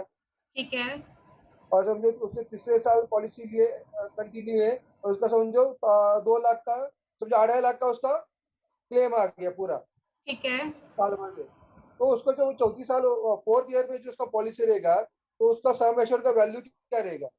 नो क्लेम बोनस डिडक्ट हो जाएगा उसमें से सर। पूरा का पूरा हो जाएगा? नहीं, जो लास्ट ईयर उसने जो फर्स्ट टाइमिंग 2 साल का नो क्लेम बोनस है, 1 साल का नो क्लेम बोनस उसमें से डिडक्ट हो जाएगा। यानी फिर से उसका 6.25 लाख हो जाएगा। बिल्कुल करेक्ट। फर्स्ट मैं देखो ये भी बता देती हूँ, अगर किसी की पॉलिसी चल रही है, सपोज पहले साल कंपनी ने 25% का नो क्लेम बोनस दिया, फिर 10% का दिया, फिर 10% दिया, फिर 10% दिया, ठीक है। अब मान लेते हैं नेक्स्ट कस्टमर का क्लेम आ गया, अब company no claim bonus deduct करेगी ना, तो अब इसका मतलब ये नहीं कि सारा का सारा नो क्लेम बोनस डिडक्ट हो जाएगा। जो 10% है, जो रिसेंटली उसने एड ऑन किया था कस्टमर की पॉलिसी में एड ऑन हुआ था, वो 10% रिड्यूस हो जाएगा, ठीक है। उसके बाद फिर से अगर पूरे साल कोई क्लेम नहीं आएगा, फिर कंपनी इसमें 10% एड ऑन करेगी, तो ये प्रोसीजर चलता रहेगा। जिस साल भी कस्टमर क्लेम फाइल करेगा उस साल का उसका नो क्लेम बोनस उनसे डिडक्ट हो जाएगा। यानी मैडम इसमें और एक मैं पूछ रहा हूँ, यानी कि अभी इसमें ऐसा होगा कि समझो किसी ने ले लिया है उसका 6.25 लाख का इसका सम एश्योर्ड है और प्लस 1.5 लाख का उसमें और ऐड है उसमें टोटल, तो इसका पॉलिसी का वैल्यू इतना कितना आएगा जितना कि 6.25 लाख रुपए आ जाएगा पूरा? टोटल मिला के पॉलिसी की वैल्यू होगी 6.5 6.25 लाख हो गया और 1.25, हाँ तो 7.5 लाख हो गई टोटल मिला के पॉलिसी। अब अगर कस्टमर का क्लेम वन शॉट में 7.5 लाख का भी होगा तो कंपनी पे करेगी, ओके ठीक है, क्योंकि इसमें बेस भी हो गया, इसमें नो क्लेम बोनस भी हो गया और इसमें रिचार्ज बेनिफिट भी हो। नेक्स्ट पॉइंट डिस्कस कर लेते हैं, रोड ट्रैफिक एक्सीडेंट। अब रोड ट्रैफिक एक्सीडेंट में भी कंपनी कुछ एक्स्ट्रा सम एश्योर्ड्स देती है, इसका मीनिंग समझ लेते हैं। इसमें कुछ कंडीशन है, अगर कस्टमर ने पॉलिसी परचेज किया हुआ है, टू व्हीलर पर है और हेलमेट पहना हुआ है, अब चाहे वो ड्राइवर हो या पिलियन राइडर मीन्स पीछे बैठा हुआ, ड्राइवर भी हो सकता है और पीछे बैठा हुआ भी पर्सन हो सकता है, और अगर एक्सीडेंट हो जाता है, ठीक है, तो कंपनी सम एश्योर्ड में कुछ extra sum assured extra count कर लेती है। अगर किसी की पॉलिसी 3 लाख की है तो 75,000 रुपए एक्स्ट्रा काउंट करके चलती है। 5 लाख की पॉलिसी है तो 1.25 लाख रुपए एक्स्ट्रा कंपनी उसमें काउंट करती है। सही मायने में बात करूं तो कंपनी 25% का उसमें एक्स्ट्रा काउंट करके चलती है। 3 लाख की पॉलिसी में 25% एक्स्ट्रा कर लीजिए, 10 लाख की तो पॉलिसी में 2.5 लाख एक्स्ट्रा। हेलो, कौन बात करे सर, नाम बता दीजिए अभिषेक एक बार। बोल रहा हूँ जी अभिषेक जी बताइए। मैम। 25% ये और 1.5 लाख रुपए इनबिल्ट जो है वो भी दोनों? बिल्कुल दोनों मिलेंगे सर, 1.5 लाख ठीक है। रिचार्ज भी मिलेगा, नो क्लेम बोनस भी ले सकता है, बेस पॉलिसी तो है ही, और साथ में यहाँ पर अगर 5 लाख की पॉलिसी है तो उसपे कंपनी जो 25% 1.25 लाख रुपए दे रही है वो तो भी। टोटल उसकी 5 लाख की जो बेस प्रीमियम है 8-10 लाख रुपए तक बन सकती है, 7-8 बिल्कुल लाख रुपए करेक्ट, तक। बिल्कुल करेक्ट। ठीक है। अगर लेकिन एक्सीडेंट का क्लेम होना चाहिए, ध्यान रखिएगा, ठीक है। एक्सीडेंट का टू व्हीलर से और होना चाहिए और हेलमेट रूल्स पहनना फॉलो। चाहिए। ठीक बिल्कुल है। ठीक है, क्लियर है पॉइंट। 25% का एक्स्ट्रा सम एश्योर्ड कंपनी काउंट करिए। जी गौरव जी बताइए। कार एक्सीडेंट कवर नहीं है? No, two wheeler only. Car accident cover up है ही नहीं नहीं किसी मतलब भी ये पॉलिसी इस में। नहीं मैं बताती हूँ, कार एक्सीडेंट नहीं है, ये आरटीए रोड ट्रैफिक एक्सीडेंट की बेनिफिट दे रही कंपनी, टू व्हीलर का ही काउंट है एक्स्ट्रा सम एश्योर्ड के लिए। किसी कार से एक्सीडेंट हो गया, ट्रीटमेंट लेना है तो वो तो ले सकता है, वो तो कवर्ड है। ट्रीटमेंट कवर्ड है, लेकिन ये एक्स्ट्रा जो समय शॉर्ट का बेनिफिट है ये 2 ईयर के लिए है। नेक्स्ट हेल्थ चेकअप की बात कर लेते हैं। तो कंपनी हेल्थ चेकअप कूपन भी देती है, और कब देती है ये भी समझ लेते हैं। तो every claim free year company health checkup provide करती है। क्लेम फ्री ईयर मीन्स अगर किसी ने आज पॉलिसी ली है और पूरे साल पॉलिसी में कोई क्लेम नहीं आया, जब अगले साल उस पॉलिसी को रिन्यू कराते हैं तो रिन्यूअल के बाद जो पॉलिसी जनरेट होगी उस पॉलिसी के थ्रू कस्टमर हेल्थ चेकअप करा सकता है। अब हेल्थ चेकअप में कितने अमाउंट की लिमिट्स है वो देख लेते हैं। 3 लाख की पॉलिसी पे कंपनी 750 रुपए का हेल्थ चेकअप देती है। 5 लाख की पॉलिसी पे 1500, 15 लाख की पॉलिसी पे 2500 और 25 लाख की पॉलिसी पे 3500 रुपए का company health checkup coupon provide करती है। तो ये लिमिट्स ध्यान रखिएगा, हेल्थ चेकअप के रिगार्डिंग कंपनी कुछ लिमिट्स लगाती है। नेक्स्ट पॉइंट डिस्कस कर लेते हैं, फ्री सेकंड मेडिकल ओपिनियन। ये भी एक पॉइंट है पॉलिसी के अंदर। अगर सपोज किसी कस्टमर के साथ इमरजेंसी हुई है और हॉस्पिटल में एडमिट है, अब कस्टमर को कई बार ना पेशेंट्स को डाउट होता है कि आई डोंट नो जो ट्रीटमेंट मिल रहा है वो ठीक मिल रहा है या नहीं, ये जो मेरी सर्जरी होने वाली है वो ठीक है या नहीं, या वो जेन्युइनली अपने डॉक्टर से एक बार बात करना चाहता है। तो स्टार हेल्थ में कस्टमर केयर पे या डॉक्टर्स के जो नंबर्स होते हैं वहाँ मेल करके बात करके उनसे डिस्कस कर सकता है कि मेरा जो ये ट्रीटमेंट चल रहा है, मेरी जो ये सर्जरी चल रही है, क्या ये ओके है। इट मीन्स इस सेकंड मेडिकल ओपिनियन, या मैं इस हॉस्पिटल से दूसरे हॉस्पिटल शिफ्ट होना चाहता हूँ इस सर्जरी के रिगार्डिंग, जो भी डिस्कशन है वो फोन पर अपने डॉक्टर से कर सकता है। तो it's called second medical opinion, ये हमारी कंपनी कवर कर। Next pre acceptance medical screening is required. देखिए ये चीज हम लोग ना नॉर्मली बताते हैं कि स्टार हेल्थ में किसी भी तरह का कोई टेली अंडरराइटर कॉल नहीं जाती है पॉलिसी लेने से पहले, या कोई मेडिकल नहीं है। बट आप लोग ध्यान रखिएगा अच्छे तरीके से, किसी भी कस्टमर की एज 50 साल से ज्यादा है और आप 3 लाख की पॉलिसी अगर दे रहे हैं तो वो कॉल, वो जो केस है वो मेडिकल में जाएगा। पहले प्रीवियसली था बट कोरोना के चक्कर में कंपनी ने बंद कर दिया था, बट स्टिल लास्ट ईयर अगर बात करूं तो अक्टूबर ऑनवर्ड्स, अक्टूबर या नवंबर ऑनवर्ड्स वो फिर से स्टार्ट हो गया है। तो ध्यान रखिएगा 50 साल से ज्यादा किसी भी कस्टमर को 3 लाख की पॉलिसी पिच मत कीजिएगा। 4 लाख में उनको आप स्विच कर लीजिए चलेगा, लेकिन 3 लाख की पॉलिसी में कस्टमर का मेडिकल स्क्रीनिंग हो जाएगी, कस्टमर को मेडिकल के लिए जाना होगा। अब अगर मेडिकल में कंपनी बहुत तरह के डिफरेंट मेडिकल टेस्ट कराती है और वहां कुछ भी निकल कर आया, कस्टमर को पॉलिसी नहीं मिलेगी। तो बेटर है कस्टमर को बोलिए 1000, 2000, 2500 का ही डिफरेंस आता है मेजरली। 3 लाख से बेटर है 4 लाख में स्विच कर ले, कोई मेडिकल नहीं होगा। नेक्स्ट कोपे। कोपेमेंट का मीनिंग समझ लेते हैं। देखो को पेमेंट मीन्स कोई पर्सन 60 साल के बाद या 61 साल से मान लेते हैं, अगर 61वें साल से स्टार हेल्थ की पॉलिसी परचेज कर रहा है, ठीक है, तो वहां कंपनी को पेमेंट लगाती है। मीन्स पॉलिसी 100% कैशलेस नहीं रहेगी, 80% कैशलेस रहेगी। 80% कंपनी पे करेगी और 20% कस्टमर पे करेगा, ठीक है। लेकिन ये 60 साल, 61 साल की एज कंप्लीटेड होनी चाहिए। अगर किसी की एज 60 साल 11 महीने 28 दिन भी होगी तो वो 60 में काउंट है। क्योंकि ये एज ना, एज कैलकुलेट करने का आप एक थोड़ा सा तरीका भी सीख लीजिएगा सभी लोग, क्योंकि कहीं ना कहीं प्रीमियम को लेके बहुत प्रॉब्लम आती है। अगर किसी की एज 35 साल 5 महीने 15 दिन है, नॉर्मल क्या करते हैं, इसको हम 36 में काउंट कर लेंगे जी, कस्टमर 36 का हो गया। लेकिन नहीं, हेल्थ इंश्योरेंस में ऐसा नहीं होता है। अगर कोई कस्टमर आज 35 साल 11 महीने 28 दिन का भी होगा तो हेल्थ इंश्योरेंस की कंपनीज में वो 35 का ही काउंट होगा, अंडर 35 ही काउंट होगा। जिस दिन उसका बर्थडे होगा उस दिन वो 36 का कंप्लीट होगा, वहां से उसका जो प्रीमियम है वो 36 का चार्ज होगा। 36 कंप्लीट होने से एक दिन 2 दिन पहले भी वो अंडर 35 है। लोग करते हैं, लोग क्या करते हैं, पता है कि आज मेरी या 2 दिन 3 दिन बाद मेरी एज 36 प्लस हो रही है, 46 प्लस हो रही है, मेरा प्रीमियम बढ़ने वाला है, तो लोग क्या करते हैं आज ही 2 साल 3 साल की पॉलिसी ले लेते हैं। क्या होगा इससे, तो आगे 2 साल में उसको प्रीमियम इंक्रीज करके कंपनी को पे करना होगा ना, वो बच जाएगा कस्टमर का। तो कस्टमर सोचता है कम से कम 2 साल का बेनिफिट तो ले लूं कंपनी से, 2, 4, 5 हजार कुछ तो बचेगा मेरा। तो ये आप लोग भी ध्यान रखिए अपने लिए, अपने कस्टमर को। जब भी आपको लगता है कि कस्टमर 36 का 46 का 50 का नियर है, बिल्कुल क्रॉस होने वाला है, 2 दिन 5 दिन 10 दिन 1 महीना 2 महीना भी बाकी है, कोई बात नहीं, कस्टमर को बोलो सिर्फ 2 साल की पॉलिसी लो, क्योंकि नेक्स्ट तो प्रीमियम हाइक होकर ही आएगा, प्रीमियम इंक्रीज हो जाएगा। कस्टमर के माइंड में ये बात ना कहीं क्लिक करेगी कि हाँ मुझे तो अगले साल प्रीमियम इतना बढ़ा के देना है, बेटर है 1 साल में अगर मेरा 1000, 2000, 2500 कुछ भी बचता है तो बचाने में क्या प्रॉब्लम है ना। तो ये ध्यान रखिएगा। को पेमेंट है हमारी पॉलिसी में 61 ईयर। और स्पेसिफिक डिसीज, जैसे मैंने बताया कि कुछ वेटिंग पीरियड रहता है, स्पेसिफिक डिसीज के लिए वेटिंग पीरियड लगाती है कंपनी।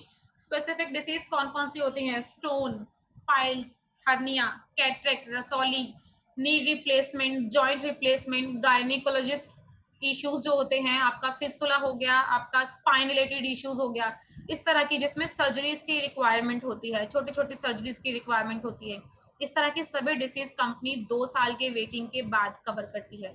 स्टिल 2 साल का वेटिंग पीरियड लगता है, ठीक है। इसके साथ ही एक वेटिंग पीरियड और डिस्कस कर लेते हैं, पीडी का, प्री एग्जिस्टिंग डिसीज। अगर कोई कस्टमर पहले से डिक्लेयर कर रहा है कि मुझे पॉलिसी लेने से पहले ये डिसीज है, जैसे हो सकता है किसी को बीपी हो, किसी को शुगर हो, किसी को थायराइड, अस्थमा या कोई अदर डिसीज, किसी को हार्ट की प्रॉब्लम ऑलरेडी हो रखी है, एंजियोग्राफी हो रखी है, एंजियोप्लास्टी हो रखी है, स्टंटिंग हो रखी है, पॉलिसी मिल जाती है, बट वेटिंग पीरियड लगता है। अगर कोई पहले से डिक्लेयर कर रहा है कि मुझे बीपी है, तो कंपनी उसमें 4 साल का वेटिंग पीरियड लगाती है, 4 इयर्स का, ठीक है। मैम एक क्वेश्चन है, अभिषेक बोल रहा हूँ। जी अभिषेक जी बताइए। मैम अगर मैंने आज किसी को पॉलिसी दे दी और उसके रेनुअल पर मैंने उन्हें फ्री ये हेल्थ चेकअप फ्री दिलाया, और ठीक उस है। हेल्थ चेकअप में उसे थायराइड, बीपी या शुगर कुछ भी आ जाता है, या 2-3 बीमारियां एक साथ आ जाती हैं, और वो कस्टमर बोलता है कि पहले तो मुझे पता नहीं था, ये तो अभी चेक किया है, तो उस कंडीशन में बताइए। कंपनी कवर करेगी क्योंकि पॉलिसी लेने के बाद डायग्नोज हुआ है ना। हाँ कवर करेगी, लेकिन उसमें फिर कोई क्वेरी भी लगेगी कि ये पेपर लेकर आओ या कुछ और नहीं नहीं, ऐसा? क्योंकि जो भी टेस्ट होते हैं ना, जो भी हम्म, आप पॉलिसी के थ्रू आपने जो हेल्थ चेकअप कराया है, उसके जी मैम। बाद जितनी भी रिपोर्ट्स होंगी ना, वो कस्टमर के पास बाद में जाती है, पहले कंपनी के पास जाती है। ठीक है, कंपनी के पास तो डायरेक्ट मेल हो जाता है। कंपनी साथ के साथ ही कवर कर लेगी उन्हें? वेटिंग ठीक है। पीरियड लगेगा ना। सपोज किसी को स्टोन निकल के आया, मान लीजिए, चलो किसी को थायराइड निकल कर आ गया, ठीक है। अब थायराइड के लिए वेटिंग कितने कितने टाइम का है हमारा? वेटिंग तो है ही नहीं, क्योंकि पॉलिसी लेने के बाद में हुआ है वो। स्टोन निकल कर आते तो 2 साल का वेटिंग होता है, 1 साल उसने वेव ऑफ कर लिया, 1 ही साल तो बचा। और थायराइड में? थायराइड तो सर उसकी तो पहले से नहीं था ना, पॉलिसी लेने के बाद में हुआ, मेडिकल टेस्ट में निकल अच्छा कर आ रहा है, अच्छा। चेकअप में, तो 30 दिन के बाद हुआ। कंपनी सब कुछ कवर करेगी। तो अगर मैंने अगले साल 8 अप्रैल में उसका मेडिकल चेकअप कराया, तो 9 अप्रैल से वो कवर हो जाएगा? बिल्कुल कवर होगा, ठीक है। कोई दिक्कत नहीं होगी, क्योंकि 30 दिन का ही इनिशियल वेटिंग पीरियड है। 30 दिन के बाद निकल कर आ रही है वो डिसीज उसकी, जो कस्टमर को भी फर्स्ट टाइम पता चल रहा है, तो कंपनी कवर कर लेगी। ठीक है मैम। ठीक है, चलिए, मैंने एक्सक्लूजन्स बताया और वेटिंग पीरियड बताया आप लोगों को कि किसी भी तरह की पुरानी बीमारी जो कस्टमर डिक्लेयर कर रहा है, उसके लिए 4 साल का वेटिंग पीरियड आता है। कंपनी 4 साल के बाद कवर करती है। उस डिसीज के अलावा सेपरेट कोई और प्रॉब्लम होती है किसी और चीज के रिगार्डिंग, कस्टमर को अगर हॉस्पिटल में एडमिट होना पड़ता है, तो कंपनी कवर कर लेती है। बट उस स्पेसिफिक डिसीज के लिए कंपनी वेटिंग लगाएगी 4 इयर्स का।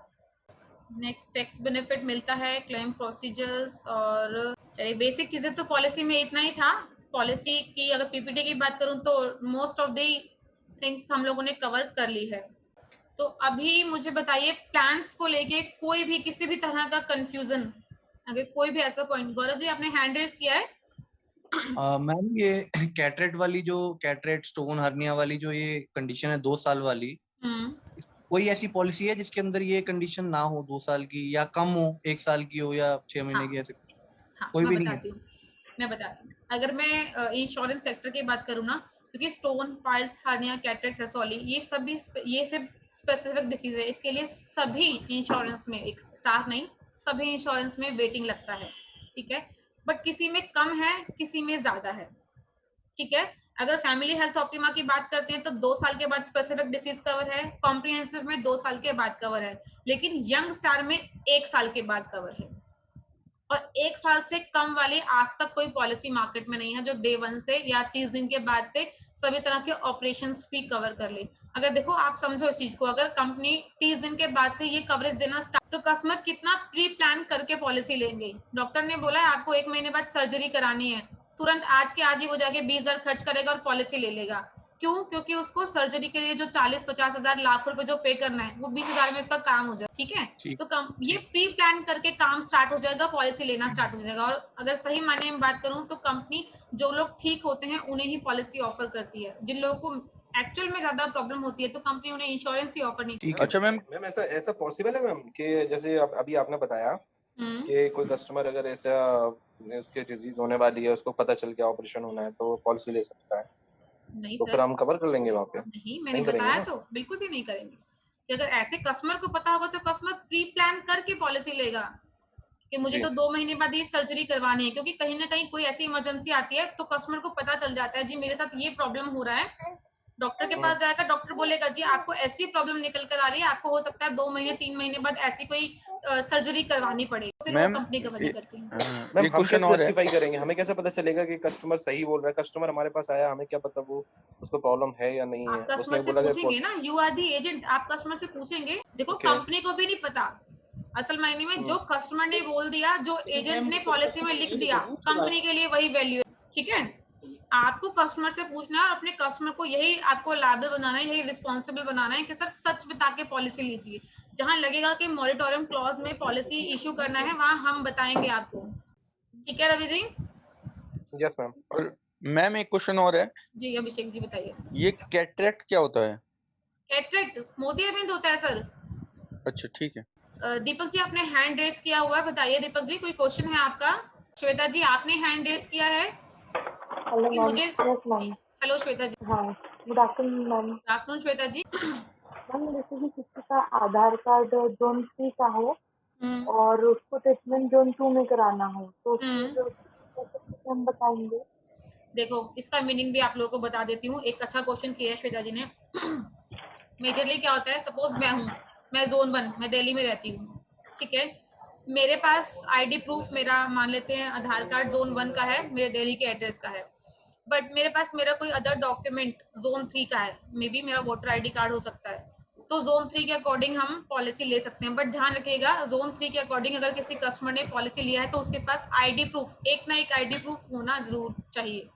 अगर आईडी प्रूफ नहीं होगा तो क्लेम की टाइमिंग पे प्रॉब्लम आएगी। अगर कोई कस्टमर प्रीमियम पे करने में कहीं भी प्रॉब्लम आती है, जोन 3 का प्रीमियम पे करने में रेडी है और उसके पास कोई भी आईडी प्रूफ अवेलेबल है जोन 3 का, तो वो जोन 3 के अकॉर्डिंग प्रीमियम पे करके पॉलिसी ले सकता है और ट्रीटमेंट ऑल ओवर इंडिया में कहीं भी करा सकता है। तो मैम जी, अगर बताइए।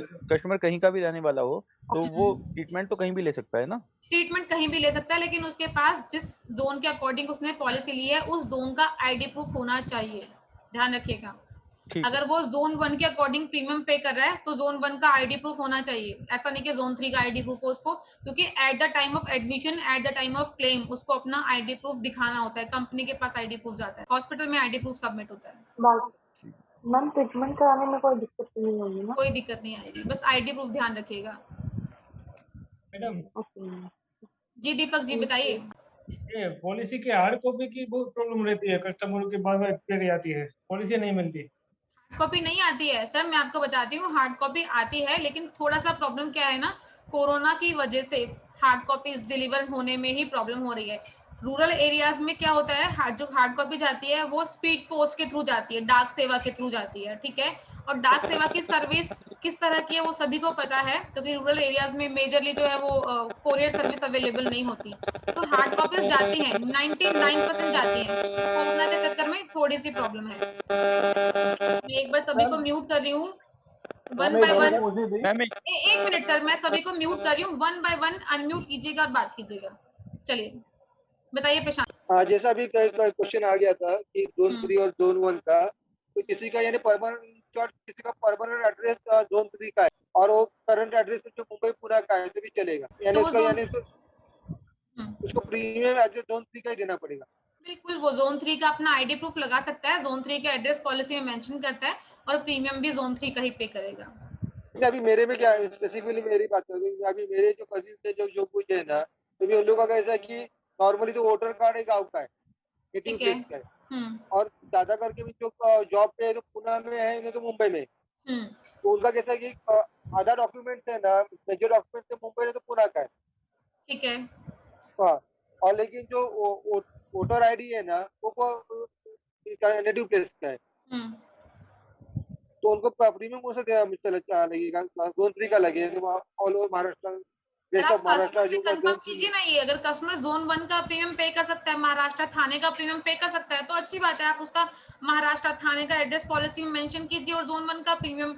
लेकिन क्या होता है, बहुत सारे कस्टमर्स ऐसे हैं जो जेन्युइनली पॉलिसी लेना चाहते हैं लेकिन प्रीमियम पे करने में कैपेबल नहीं है, उस कंडीशन में आप उन्हें बोल सकते हैं कि अगर आपके पास अपने नेटिव प्लेस का कोई भी डॉक्यूमेंट अवेलेबल है, एड्रेस प्रूफ, ठीक है, अगर एड्रेस प्रूफ अवेलेबल है तो वो उस एड्रेस को हम पॉलिसी में मेंशन करेंगे, आपका वो वाला आईडी कार्ड साथ में लगाएंगे और आपको प्रीमियम जो है वो जोन 3 का पे करना होगा।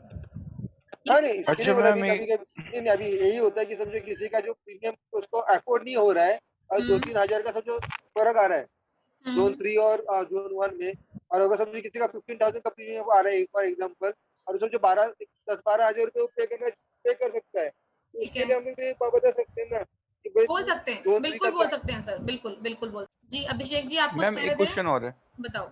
जी मैम, मैंने गांव के किसी आदमी को पॉलिसी दी अपनी, ठीक है, और उसकी मेल पे उसकी सॉफ्ट कॉपी चली गई, हार्ड ठीक है। कॉपी अभी आई नहीं। उसका 1 महीने बाद एक्सीडेंट हो जाता है और उसके घर से मेरे पास कॉल आता है कि इस कंडीशन में इस हॉस्पिटल में वो हॉस्पिटलाइज है एक्सीडेंट में, ठीक है, और कॉपी हार्ड कॉपी उनके एड्रेस पर पहुंची नहीं है, ठीक है। सॉफ्ट कॉपी उनकी ईमेल आईडी पे है, फोन लॉक है। अब इस कंडीशन में बताइए मैं कैसे हेल्प कर सकता हूँ? चलिए मैं आपको बताती हूँ, एक्चुअली क्या होता है ना, कंपनी हार्ड कॉपी के लिए एक ना वो नहीं है कि सिर्फ हार्ड कॉपी से ही कंपनी क्लेम देगी, सॉफ्ट कॉपी से भी देगी। कस्टमर को हमेशा बोल के रख सकते हैं कि जो सॉफ्ट कॉपी कस्टमर के पास जाती है, जब पॉलिसी इशू होती है, ध्यान रखिएगा ये चीज सभी समझ लीजिएगा, पॉलिसी जब भी इशू होती है तो वो सिर्फ और सिर्फ या तो कंपनी के पास होती है या कस्टमर के पास होती है, एजेंट के पोर्टल मैम में एक पॉलिसी मिनट, नहीं आती।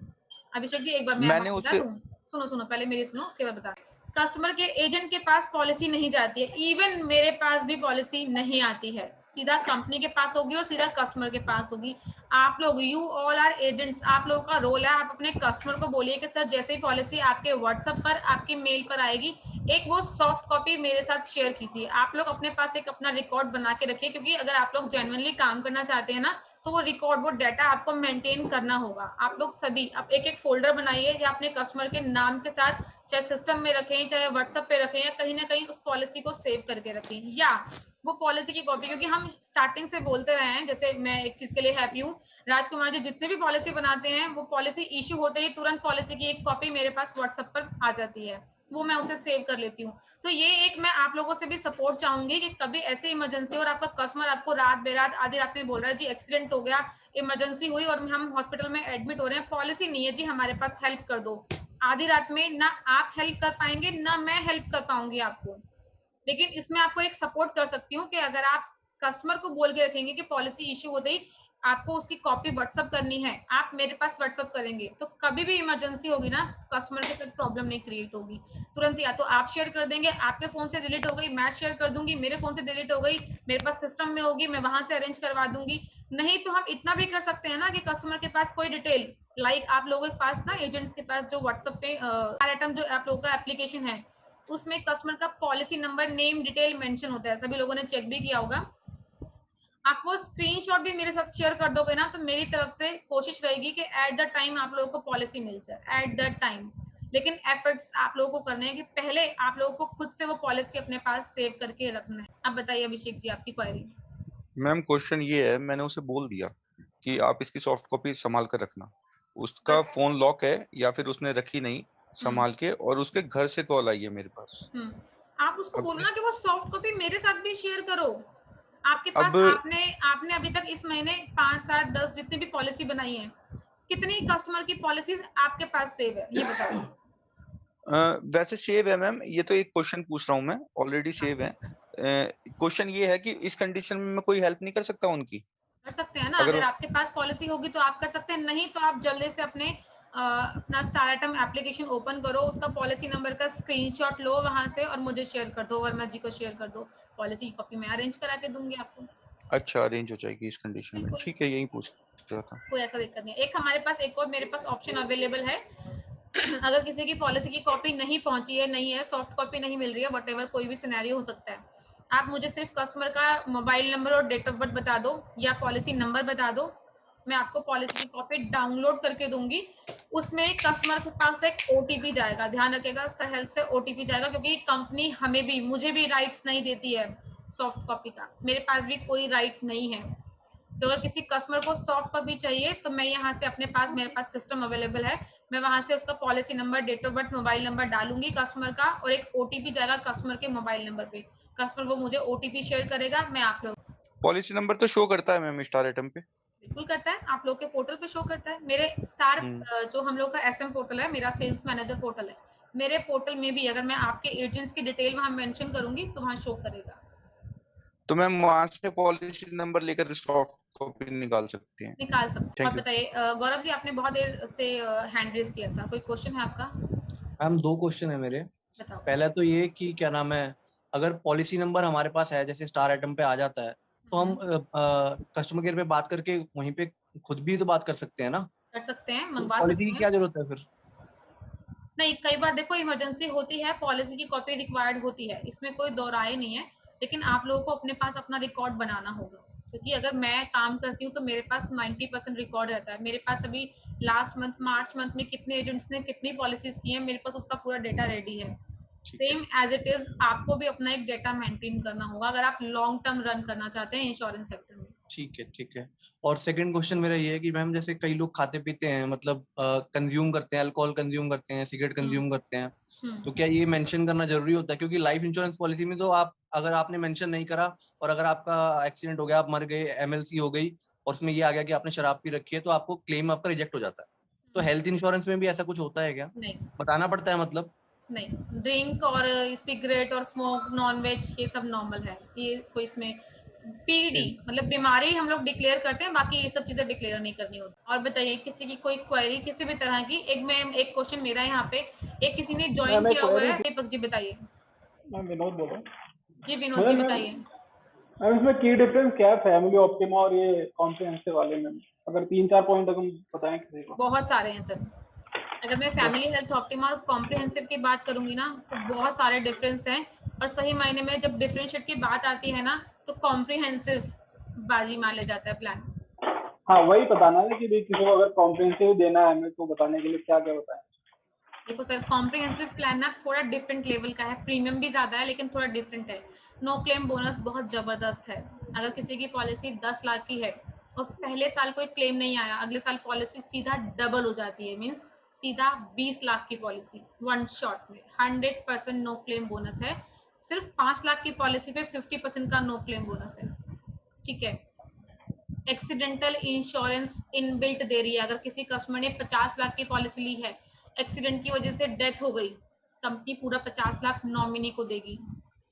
मैटरनिटी जिसे हम लोग डिलीवरी बोलते हैं, नॉर्मली क्या होता है कि ऑन डिमांड पॉलिसी सेल होती है, मैटरनिटी के बेनिफिट के लिए कंपनी कवर करती है। बेबी बाय बर्थ कवर होता है, डिलीवरी के साथ ही कंपनी इसको कवर करती है। अगर मैं स्टार की लैंग्वेज की बात करूंगी तो हमारे यहाँ स्टार बेबी काउंट होता है, तो बच्चा इनबिल्ट साथ में ही कवर है। वैक्सीनेशन कवर है, same person same disease cover है, एयर एम्बुलेंस कवर है, 2.5 लाख से 5 लाख तक की एयर एम्बुलेंस कवर है।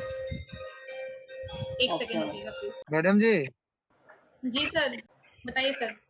कोई कोई क्वेरी है आपकी सर? आप तो ऑलरेडी ट्रेंड हैं, बहुत बार मीटिंग ली है आपने, सारे प्लान्स आते हैं आपको। तो चलिए नेक्स्ट, ऐसा कोई क्वेश्चन जो ना क्लियर हुआ हो आप लोगों को? कॉम्प्रिहेंसिव और फैमिली हेल्थ ऑप्टिमा में तो सर जमीन आसमान का फर्क है। विनोद जी डिस्कस कर रहे थे हम लोग। नो क्लेम बोनस बताया, सेम पर्सन सेम डिसीज बताया, एयर एम्बुलेंस बताया, 2.5 लाख से 5 लाख तक का एयर एम्बुलेंस कवर है। रोड एम्बुलेंस जो फैमिली हेल्थ ऑप्टिमा में सिर्फ 750 से 1500 रुपए तक कंपनी कवर करती है, यहाँ पर ऑन एक्चुअल बेसिस कवर है कितने का भी। और 3 तरह की एम्बुलेंस कवर है, home to hospital, hospital to hospital and again hospital to home. तो अगर मैं डिफरेंशिएट करने बैठूंगी तो सर बहुत सारे बेनिफिट्स हैं। प्लान अगर सही मायने में प्लान की बात करूंगी तो फिर कॉम्प्रिहेंसिव ज्यादा जबरदस्त है according to Family Health Optima. ठीक है सर। बाकी फैमिली हेल्थ ऑप्टिमा की मीटिंग्स हैं तो रेगुलरली ज्वाइन, कॉम्प्रिहेंसिव की मीटिंग है रेगुलरली ज्वाइन कीजिए। वीडियो है मेरे पास, मैं आपको वीडियो शेयर कर दूंगी, थोड़ा सा वीडियो देख लीजिएगा, आपको इजी। नेक्स्ट कोई और क्वेश्चन या आप मीटिंग एंड अप करें? इसके बाद एक और मीटिंग है अभी आप लोगों की, आई थिंक। नहीं हाँ सर, दोबारा बताइए एक बार, मैंने नहीं सुना। तो किसी का समझो स्टार का ही ऑप्टिमा अभी इसका चालू है फॉर एग्जांपल, ठीक है। और समझो अगले महीने उसका रिन्यूअल आने वाला है। ठीक है। हाँ, और उसको समझो कॉम्प्रिहेंसिव को समझा दिया है ठीक है। कि भाई जैसे आपने बताया कि क्या क्या क्या फर्क है, डिफरेंशिएट क्या है इसमें करके, और उसको फीचर्स उसको पसंद आ गए। ठीक है। हाँ, तो फिर उसका नो क्लेम बोनस का क्या होगा, इशू क्या होगा उसमें? क्या कि उसका जो न्यू का पॉलिसी उसको काउंट की जाएगी कि उसमें उसको क्या क्या कि उसका ये क्वेश्चन आएगा ना कि समझो कि अगर मैं इसको रिन्यू नहीं करता, ऑप्टिमा में रहता हूँ, तो मुझे नो क्लेम बोनस मुझे मिलने वाला है। अगर मैं करता हूँ कॉम्प्रिहेंसिव में उसको शिफ्ट करता हूँ तो मुझे इसका बेनिफिट मिलेगा कि नहीं मिलेगा? चलिए इसके ऊपर भी डिस्कस कर लेते हैं। ये होता है इंटरनल पोर्टेबिलिटी, मतलब हम स्टार की ही पॉलिसी ऑलरेडी है हमारे पास। स्टार का एक प्लान, जैसे हम फैमिली हेल्थ ऑप्टिमा यूज कर रहे हैं, हम फैमिली हेल्थ ऑप्टिमा से अब अपनी पॉलिसी को कॉम्प्रिहेंसिव में माइग्रेट करने वाले हैं, इंटरनल पोर्ट कर रहे हैं हम। यहाँ पर टर्म्स एंड कंडीशन समझ लीजिएगा। इंटरनल पोर्टेबिलिटी में no claim bonus carry forward नहीं होता। अगर उसका लास्ट टाइम का 25% का no claim bonus add on हो रखा है पॉलिसी में और अब हम कॉम्प्रिहेंसिव दे रहे हैं तो कंपनी वो कैरी फॉरवर्ड नहीं करेगी। क्लियर? पहली चीज। लेकिन और प्री एग्जिस्टिंग डिजीज का फिर कैसा रहेगा? उसको फिर से पीडी का 1 ईयर कंपनी काउंट करेगी, पीडी का 1 ईयर कंपनी काउंट करेगी, लेकिन no claim bonus carry forward नहीं होगा। ओके प्री एग्जिस्टिंग डिसीज और लेकिन वो मैम करेगी इसका वो काउंट होगा। लेकिन मैम इंटरनल पोर्टेबिलिटी तो बंद है ना? नहीं, किसने कहा आपको बंद है? मैम लास्ट टाइम हमारी बात हुई थी एक इंटरनल पोर्टेबिलिटी के लिए, तो आपने बोला था फ्रेश पॉलिसी इशू करें। दोनों चीजों को समझिए। यहाँ फैमिली हेल्थ ऑप्टिमा से कॉम्प्रिहेंसिव में इंटरनल पोर्ट कर रहे हैं हम। आपने जो डिस्कस किया था, आप यंग स्टार में माइग्रेट कर रहे थे, यंग स्टार में इंटरनल पोर्ट कर रहे थे। यंग स्टार में नहीं होगी? यंग स्टार में नहीं होगी। इसमें मैं यही तो पॉइंट आपको बताने वाली हूँ। जिसमें प्रीमियम ज्यादा होगी, जो बेटर प्लान होगा उसमें पोर्ट हो सकती है। मैं मीनिंग बता अच्छा, देती हूँ। किस में पोर्ट हो सकती मैं है बता रही बताइए। हूँ। आप अपने अकॉर्डिंग जो थिंकिंग है वो प्रीमियम को लेकर है, लेकिन कंपनी की थिंकिंग ना प्रीमियम को लेकर नहीं है। कंपनी की थिंकिंग कैसे है? अगर किसी की पॉलिसी फैमिली हेल्थ ऑप्टिमा चल रही है, अगर कस्टमर चाहता है कि नहीं इसके बेनिफिट्स तो मुझे गलत बताए गए या मैं अब सेटिस्फाइड नहीं हूँ, मुझे कॉम्प्रिहेंसिव में जाना है, तो कंपनी कहती है कोई बात नहीं, अगर क्लेम नहीं लिया है, कोई मेजर क्लेम नहीं लिया हुआ है, तो कंपनी उसको इंटरनल माइग्रेट कर देगी। लेकिन क्या सिचुएशन है आप देखो, यंग स्टार का जो वेटिंग है वो सिर्फ 1 साल का है। अगर कस्टमर फैमिली हेल्थ ऑप्टिमा लेकर अब ये बोल रहा है कि मुझे यंग स्टार में जाना है, तो अभी तक 2 दिन 3 दिन पहले तक यंग स्टार के लिए इंटरनल माइग्रेशन की कोई सुविधा नहीं है कंपनी की तरफ से। कंपनी क्या कहती है, अगर कस्टमर ने फैमिली हेल्थ ऑप्टिमा लिया हुआ है तो वहां पर स्पेसिफिक डिसीज का वेटिंग 2 साल का है, ठीक है। पुरानी बीमारी का वेटिंग 4 का है। हो सकता है कस्टमर को ये पता चल गया हो कि मुझे पॉलिसी लेने के बाद पता चला 2 महीने 3 महीने बाद मुझे स्टोन है, एज पर गाइडलाइंस उसे 2 साल का वेट करना है। कस्टमर ने दिमाग लगाया कि मैं अपनी पॉलिसी यंग स्टार में माइग्रेट कर लेता हूँ, इंटरनल पोर्ट कर दिया। यंग स्टार में स्विच करने के बाद क्या होगा, 1 साल का वेटिंग है वहां पर, कस्टमर ने वेव ऑफ कर लिया, कंपनी लायबल होगी किसी भी तरह के क्लेम के लिए। इंटरनल माइग्रेट करते ही किसी की पहले मैं बोलूं एक बार, इंटरनल माइग्रेट करते ही कंपनी लायबल हो गई किसी भी तरह के क्लेम के लिए। अब कस्टमर ने अपना दिमाग दौड़ाया था कि मुझे 1 साल तो मेरा वेटिंग निकल ही जाएगा, 1 साल के बाद तो मैं 1 महीने बाद अपना स्टोन का किसी भी तरह का ऑपरेशन करवा लूंगा, तो कंपनी उसको माइग्रेट नहीं करती है। ये सिर्फ एक ही रीजन है, यहाँ प्रीमियम कंपनी के लिए वैल्यू नहीं करता है, यहाँ पर क्लेम वैल्यू करता है, क्योंकि कंपनी को क्लेम पे करना है। बताइए अभी। क्वेश्चन मेरा ये है, कस्टमर चालाकी नहीं दिखा रहा। अब उसकी पॉलिसी पहले से एफएचओ में 5 साल से चल रही है, सारी बीमारियां उसकी कवर हो चुकी हैं, अब वो पोर्ट करना चाहता है, अब बताओ। लेकिन यंग स्टार में नहीं, 5 साल हो गए तब भी, क्योंकि कैपिंग तो सब हट गई है उसकी। हाँ बात ठीक है, लेकिन कंपनी ने अभी तक रूल्स एंड रेगुलेशंस नहीं बनाए हैं यंग स्टार को लेके। यंग स्टार में पॉलिसी नहीं होगी स्विच। अच्छा, किस किस में पोर्ट हो सकती हैं वो बता दीजिए बस। सर अगर सही मायने में बात करूं तो गिनती के 3 ही तो प्लान है, फैमिली हेल्थ ऑप्टिमा, कॉम्प्रिहेंसिव और यंग स्टार। तो अगर किसी की फैमिली हेल्थ ऑप्टिमा चल रही है तो वो कॉम्प्रिहेंसिव में स्विच कर सकता है ना, यंग स्टार तो कंपनी वैसे भी ऑफर नहीं कर रही। ठीक है, गिनती के 3 ही प्लान है। सीनियर सिटीजन पॉलिसी जाएगी नहीं, मिडिल क्लासिक पॉलिसी इंडिविजुअल है, बाकी और कोई प्लान ही नहीं है। Super top up separate plan है, एक्सीडेंटल सेपरेट प्लान है, हॉस्पिटल कैश सेपरेट प्लान है। क्लियर है सभी को ये पॉइंट? कोई डाउट किसी का भी? समझ लीजिएगा इंटरनल पोर्टेबिलिटी को, कि हम इंटरनल जो माइग्रेट करते हैं policy, no claim bonus carry forward नहीं होता है। बी क्लियर समझ लीजिए इसको। कंपनी बाद में कस्टमर लड़ता है कि नहीं मेरा तो 50 लाख का, मेरा 10 लाख का, मेरा 5 लाख का नो क्लेम बोनस था, सॉरी जितने मर्जी लाख का हो कंपनी नहीं देगी, ठीक है। और यंग स्टार में किसी को भी सजेस्ट मत करके आइएगा कि आज फैमिली हेल्थ ऑप्टिमा ले लो, अगले साल आप यंग स्टार में स्विच कर लेना, मत बताइएगा, कंपनी नहीं देगी। मैम सीनियर सिटीजन की पॉलिसी वो हो सकती है क्या, पोर्ट हो सकती है? सीनियर सिटीजन पॉलिसीज ना पोर्ट होती हैं, ना ही उसमें सुपर टॉपअप मिलता है। सिर्फ वो नॉर्मल पॉलिसीज, कैपिंग की पॉलिसी रहती है जो भी 100% कैशलेस नहीं होती है, 70-30 का रेशियो है उसमें। क्लियर है सभी को? प्लान क्लियर है? डाउट्स क्लियर है?